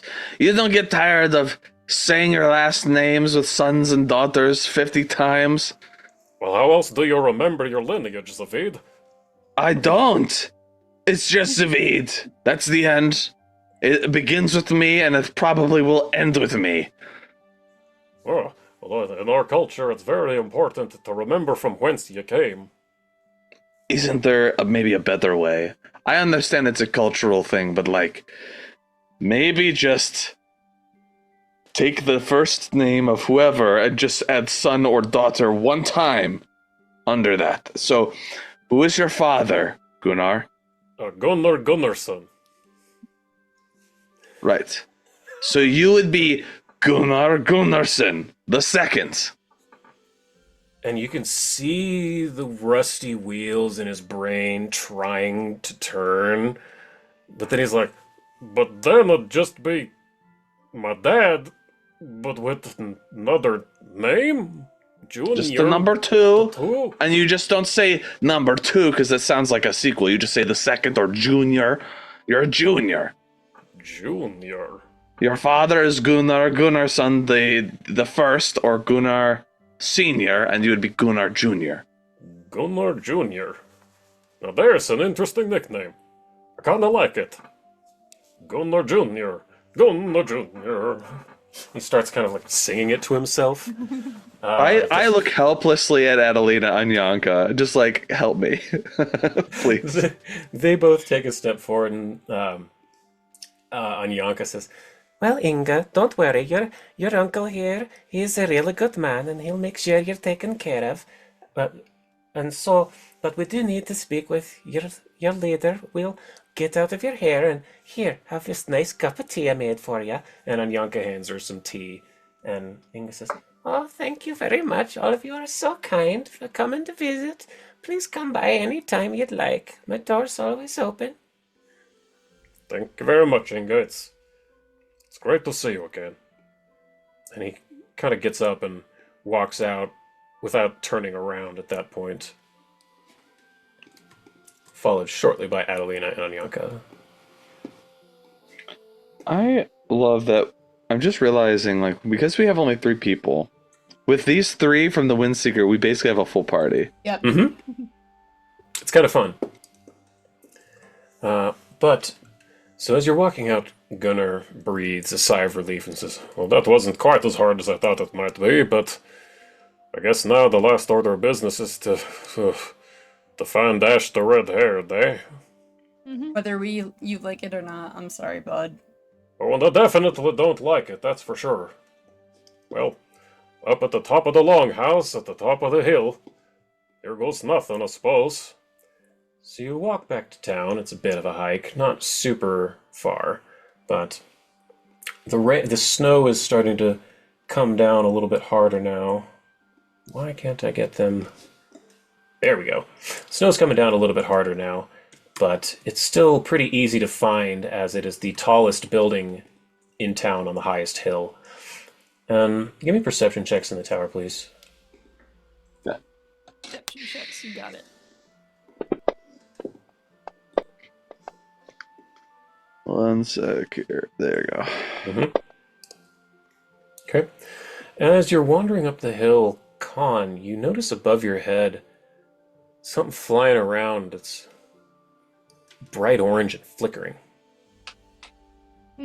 Hard to see across the sun with the snow. I guess she'll point it out and be like, maybe we should be watching these guys. Yeah, you never know what's flying around out in these parts. Hey, look, we're almost here.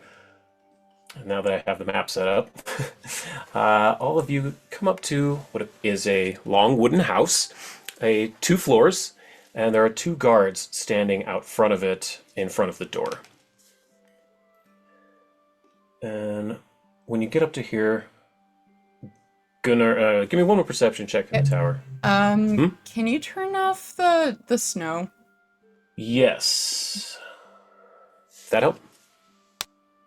Let me see, because I was trying to move it. And, yeah, that helped. Okay, yeah. So just imagine that it is snowing. Yeah. Okay, and let's see. Perception from Zvid and Khan in the tower, please. This is the second one. I'm trying. Okay. It's just Oh, being sure. slow on me. Laggy. Like I said, I'm Yeah, gonna turn the same. snow off. That's why I did. Yep, there you go. Should be working better. Okay, one second. There we go. Hey, there they come. Great. Okay, Zvid and Reese. Well, Zvid, really. As you're coming up to this longhouse and you see Gunnar walking up to the guards, you see just a flash of orange streak by on the eastern side, go towards that longhouse. It's gone before you're able to look and see what it is, though. But I would like to think about it a little harder. I've noticed that we've been feeling like we've been watched by ravens. And there's this flash of orange that seems to be following us. And I'm wondering if these are all manifestations, like little spies for this red-haired guy. that is a decent thought. But Gunnar walks up to the guards and says, good day. My name is Olaf, and I'd like to Gain entry to the Longhouse, please. We need to have words with Ash the Red-Haired. It's a very important business. We need to see him as soon as possible. And I'm going to roll him a diplomacy check. Can anyone aid him or give him guidance or anything? I This can. is I'll the give him time. guidance. Okay, I'll roll diplomacy and. Give him a great. little That'll be bonus. perfect. So make that public. Okay, that's a critical. So you are trained, so that's a 2. Thankfully, he's legendary in diplomacy, so he gets a +3 on top of his legendary. Because he's Yes. just such a nice guy. He's just such a nice guy. There we go. For once, I would actually choose the man in the woods, not the bear. Wow, he rolled really low, but because of all the bonuses, he hit the DC bang on, 34. He rolled a natural 3, but he got a 34. So, well done. How do you help Reese? Reese just kind of actually walks over, uses his little, like... I know it's more societal, but he kind of, like, uses his societal swagger that he's kind of, like... There's his one skill, frick, I don't remember what it is. It's the one where he can... A biographical eye, maybe? I think. Where he kind of has picked up and put down what this place has been like. He's been here long Yes. enough. True. So he kind of like stands and has the right stature and just like, even though he has the different clothes, and he looks like he's part of the part, like this is serious business. Sure. To him. Yeah, air of importance, no problem. And the 2 guards look to each other and say, well, you're lucky it's Festival of Sagas Day. He's not that busy. Go on in, see if you can catch his eye here for a minute. And they step aside and allow you in. And now I can get rid of this. And then I say, this is our last chance for a surprise attack. If this is what you want. No, not yet. I don't think we need that. And the doors open, and inside is a warm longhouse with a large fire. There's a roast pig on a spit over in the middle of it, along with other foods being cooked by a couple of chefs. And over on the far east side, you see, sitting on a large chair, is an old man with a gray beard and hair, green eyes, and a tattoo on the side of his face. I know that art style. No, you don't. What are you talking about? You don't know that art style anywhere. Yeah, What you talking Shane, about? I would don't you know please who like that to- is. Would you please like to explain, Shane? Now that we're here, we can explain for you. Yeah, so we have a character in the Curse of Strahd campaign on Mondays, played by our friend Mike, named Hi, Mike. Ash the Red-Hair. Ash the Red-Haired is a druid who is a wildfire druid, and where he comes from, which is very Norse mythology coded. Basically, they're like red-haired is still very much a like rarity, and it's like a some kind of omen when you're born with it. So he has this sort of knack for wildfire druidry, and has been kind of following Vikings along and stuff. Well, he doesn't look like this. He's a lot younger. I have image of him. I've got it. Yeah. This is Ash as a young... Whoops, that's not the correct image. But go ahead.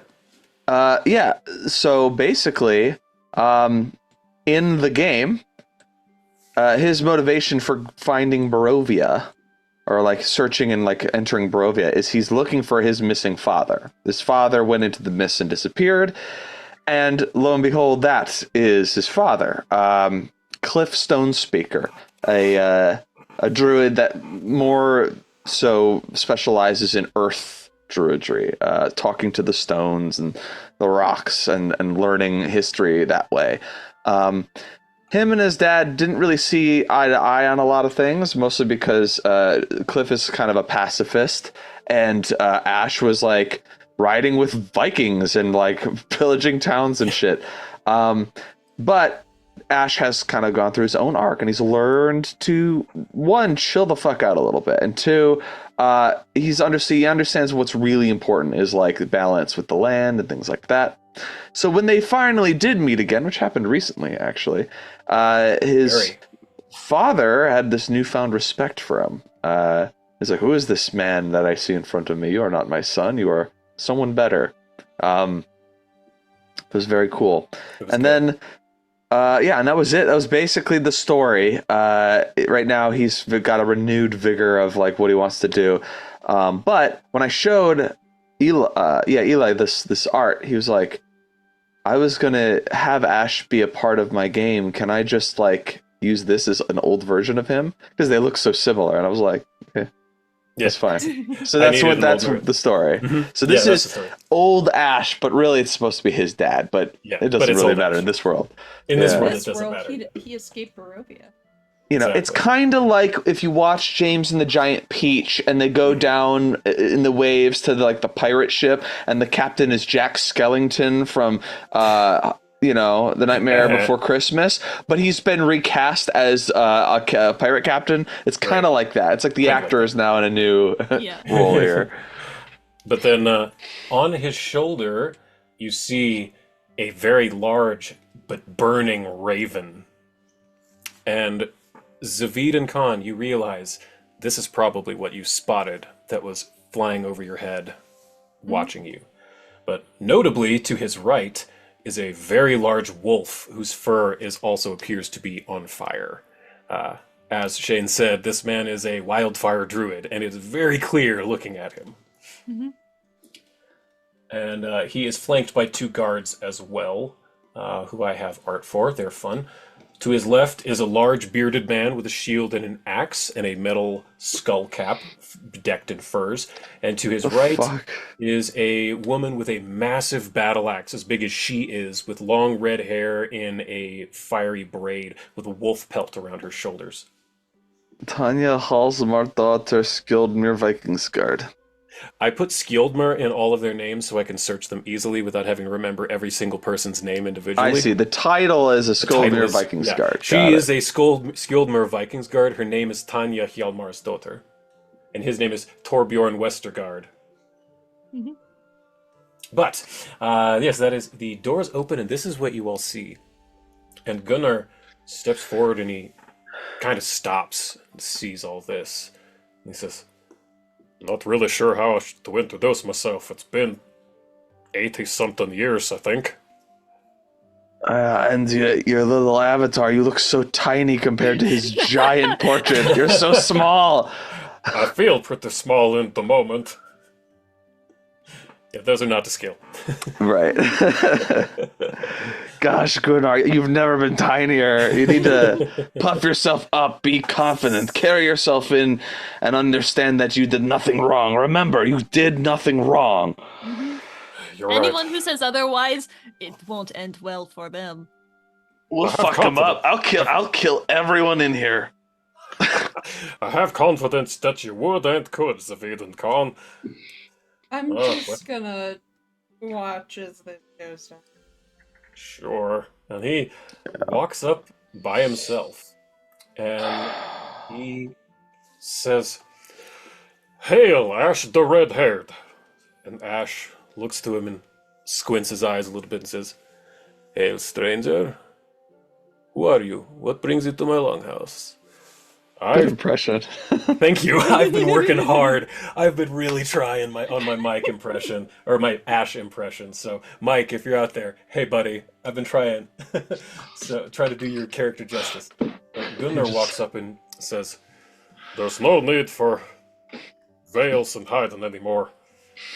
My name is Gunnar Gunnarsson's son of Gunnar Gunnarsson. I was responsible for the death of your father, Cliff Stonespeaker, 80 years ago on a Lenorm hunt. I come here to ask you for forgiveness and for a hand of friendship. and he reaches his hand out, really with some hope in his eyes. And can anyone hear him in this moment? Yeah, I'm And like, the that's perception. super forward. You went straight from apology to let's be friends. He's trying it. He doesn't know what is shades of gray, I guess. I Glossy. think Mm-hmm. I need to cast magic. I need a spell. Hold on. Reese, you see quite a bit with your 37. You can see that this man is shocked, but he's trying to keep an air of decorum. Like he's a leader. You know, he's a very I understand that stoic completely. person. Yeah, that's what you can see on his face. He doesn't. There's no anger immediately. Zavid, what are you doing? Or Khan, I guess. What are you doing?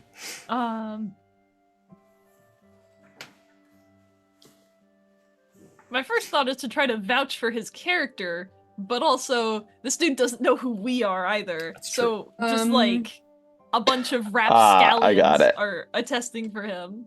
Okay, what do you got, Zavid? I'm gonna cast Calm.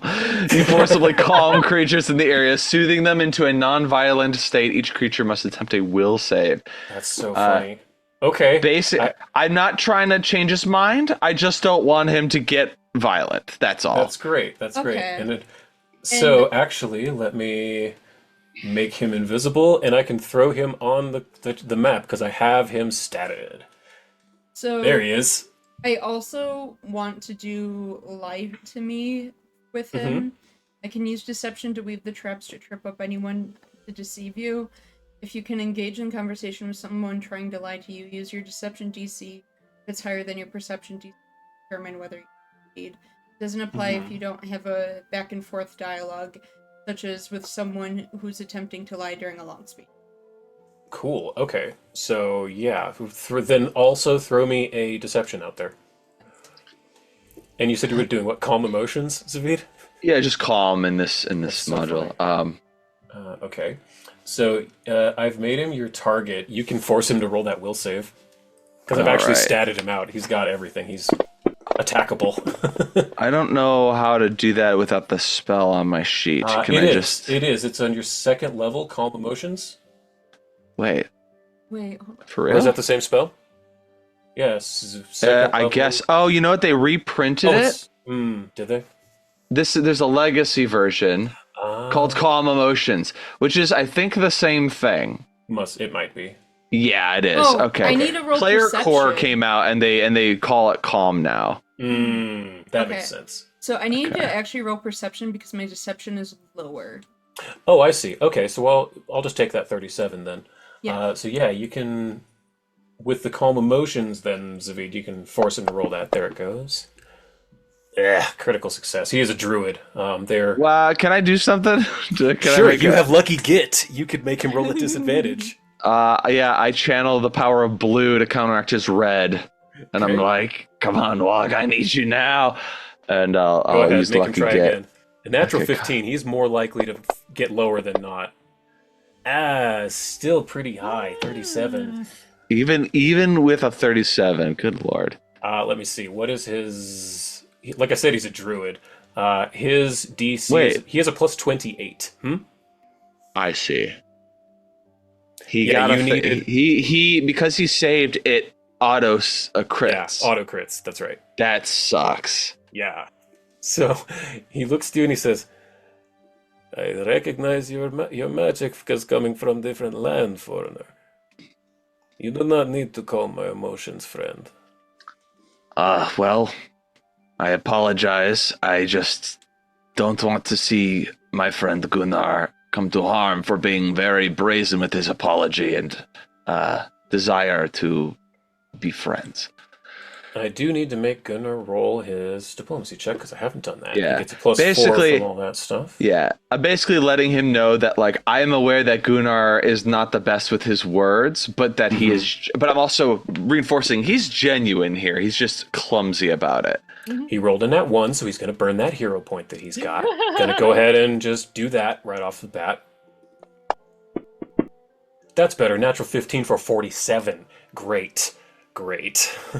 So, Much better. after saying that, Ash says, "Actually, I'm not too angry at seeing my old friend, Gunnar. You Alright, may is- think..." Am I lie to me pinging off anything?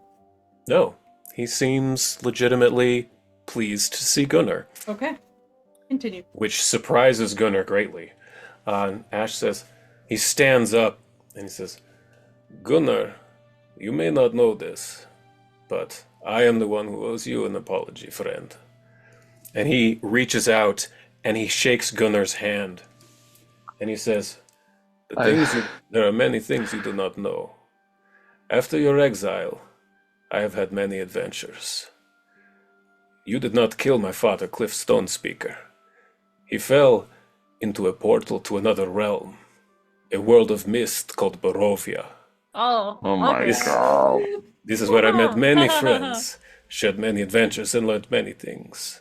But I also found him, saved his life. So you, Gunnar, are why I have become the man I am today. For without these adventures, I would not be Ash. And Gunnar is just really taken aback by this, and he says, all this time I thought that I was brought dishonor to the tribe and to you and the cliff. No, Gunnar. You are a true What's his skilled name? Muri. You are a true skilled Muri. You would make a good leader, but the throne is mine until my death, yes. And Gunnar says, of course, I don't really want to lead anyway. I'm like, But, this is a surprise, but I mean, if we're gonna be doing this, and I'm like gesturing to Khan, who still has her head on like her blade, like ready to go. Like, listen, you just gotta give us the signal, man. I'm gonna do this. I'm gonna keep doing this even after they buried the hatchet. Their friends were like leaving. I'm like, listen, we got one last chance. And, Just keep asking. I think Just for, one last Count chance. this down. I One think last for what he can do too, just to present the importance of the group, I think what Grace is gonna do is courtly graces us. Good So time I'm for gonna that. make a society roll. I can use society to make an impression on a noble, as well as impersonate and pretend to be one if I'm not. So I'm gonna roll society. Absolutely. But You're looking for a DC of 35. okay. Excuse me. Does he count as a noble though? Yeah, In this, he's yeah. in this instance he is. He's the leader. He's like the dude. I have a word for it. What did I say? 35? Yeah. So 42. Yeah, well done. He is the Aeldorman, Aeldorman. It's like one step under a Thane. I looked it up a few months back. Oh, I looked up like Norse hierarchies a few months back. He's the Aeldorman, Ash the Red-Haired. But That's yeah, sweet. 42. That is more than a success there for your courtly graces. So Gunnar is really too shocked at the situation to realize he has not introduced any of you. So at this point, Reese, you could easily step in with that role. I step forward and The wolf takes a single step forward, and it doesn't growl, but it lets you know it's right there. he looks directly in its eye. He doesn't care. And he goes and looks back towards Ash, and he just goes, "Hi, I'm I guess a long family friend of Gunnar. I brought him back to life, not knowing who he was, but he traveled with my sister and their companions, and Gunnar helped raise me as they. And I see. I'll back off so they can vouch for him too. Not that he needs it at this point. yeah." Mhm. But most importantly, my father is a very important man in Assyrian. If you've heard of I know of the deserts. the Goblin King, Yes, I've met this Balagmakar before. He's a man of crowns and purple pillows. he's a little something out there. But he actually told me to reach out and find you. Did he now? He Now, why would Balagmakar want Ash the Red-Haired?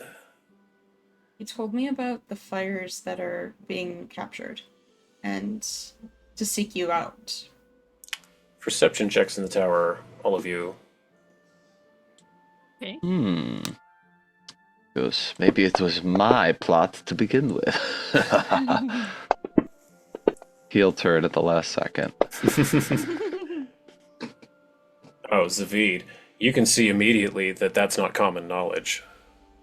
His eyebrows kind of jumped up when Reese mentioned the fires, like everything going cold. Perhaps we should speak privately about this. Yes, I think that might be a good idea. Come, I have a war room upstairs. And Ash gets up and shows you across the room, and I have a different map for that, so let me throw all of you on it. Here. And load it up for you now.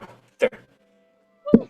So Ash is flanked by his two guards, Torbjorn and Tanya, and he takes you up these stairs and says, "Well, come, we can speak privately in here." Opens the door and leads all of you in, and there's a large room with a wooden table, many chairs. There are grand elk heads on the wall, and the guards do join you as well. So, you seek me out here, saying that Balag Makar, the Goblin King, sent you with knowledge of the heat leaving our areas, yes? Yep. And at this point, I trust most things my father says. Asked me about that, 10 days ago, probably not so much. I see. He is a tricky man. Yeah. But, yes, it is known to me that we have been having issues. Our hot springs up in the mountains have been going cold. I've sent a scouting troop up there 4 days ago. They have not returned. But I've spent many a restless night working on this problem. We might not have a solution, but this stays within this room. And Reese looks over to Khan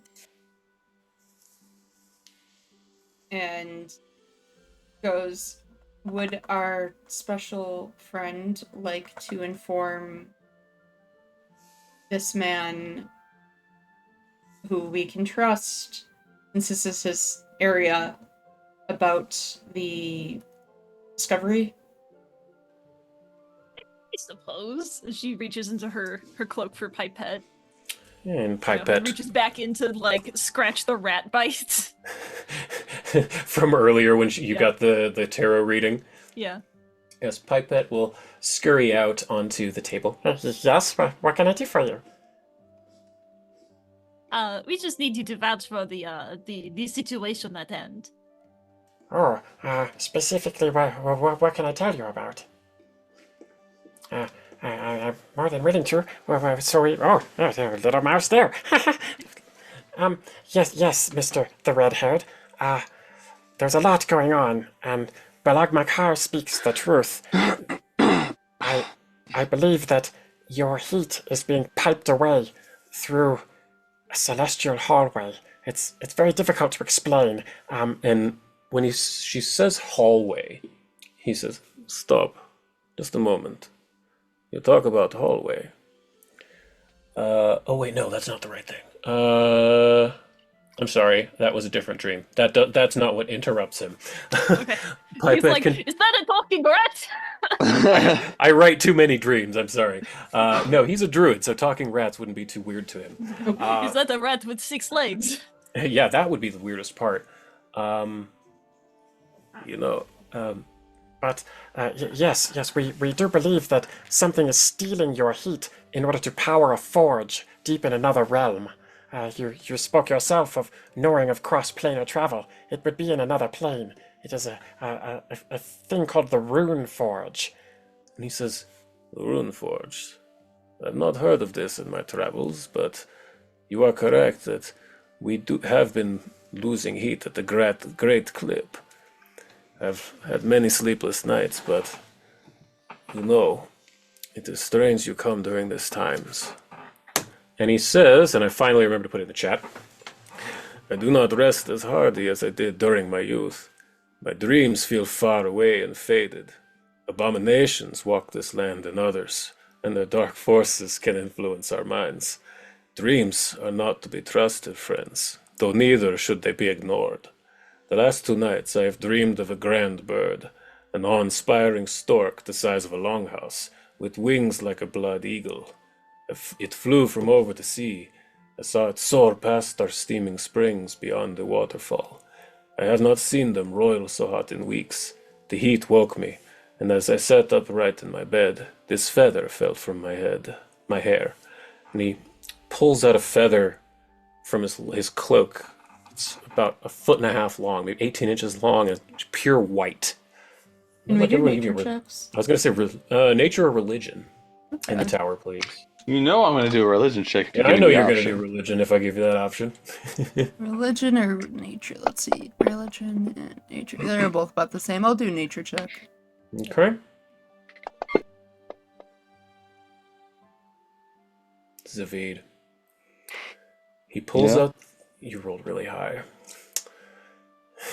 He pulls out this feather, and you, if you could, your face would have gone white.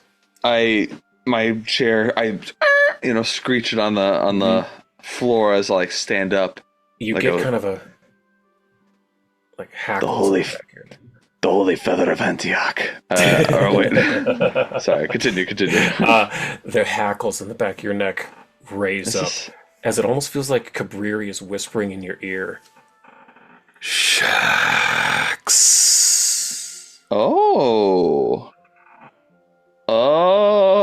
I was like an angel feather, or is it Saren Ray's wing? Wow, I was thinking it'd be something like that. I did not expect that. Okay. Stork-headed, grand stork. I didn't know if he was known for that. Yep, that is. I will actually show you. I've shown you this art before, so I don't mind revealing this. Shax is a stork-headed god, the god of That's murder. right. Well, is he a god or a demon lord? Demon lord. Yeah, you're Yeah. correct. He's a demon lord. Okay, I was gonna say I don't think he's a god, but he probably wants to be. Both of those things are correct. Yeah, he's not a god, but he wants to be. Yeah, demon lord of what? Murder. Oh, cool! Awesome, That's great, normal. nice. Yeah, murder. Why does he look like he's wearing what Khan wears all the time? no Khan, idea. are you talking a about? Lord of Murder? What's happening here? What? That's so silly. As she like pulls her cloak over to recover her 12 knives. They're look how serrated and like weird all these knives are. Yeah. Reese is just like, yep, that's a stork feather. Yeah, Reese, you I say, and Khan both recognize it as a stork feather, but a big one. Yeah. I say That's weird. this is no ordinary feather. Yeah, it's big. No, it's not even that of a bird. It is something that takes the shape of a bird, but is a fiend through and through. Tell me, what do you know of what is happening, all the strange goings on with the animals and the weather? I know that there have been many strange goings on recently. More game to hunt, more whales for us to fish, animals going crazy, things like this. My shaman have been having issues lately with not coming in from the wilds. But some of our fishermen have been getting lost. Things have been going strange, but our star seers have noticed alignments, but we are not sure the relation. Then you're already halfway there. And I pull out a brochure and I realize I'm like running low. So I'm like, you only get one of these to like share for now. Sorry. Very well. But I explained to him what we know, how we know it. Mhm. I explained to him basically like if it's not important to the specifics of how this is going to affect the world and him, I don't go into it except when it comes to our side adventure where we fought Ilkana. And I'll say, and I will go into detail about Ilkana being a servant of a demon lord named Shax. Yep. When we defeated Ilkana, we could have just had her banished, but we have used a bit of magic to make her serve us because she has a lot of knowledge on demon lords and other enemies that we might need to have knowledge of. She's a font of this.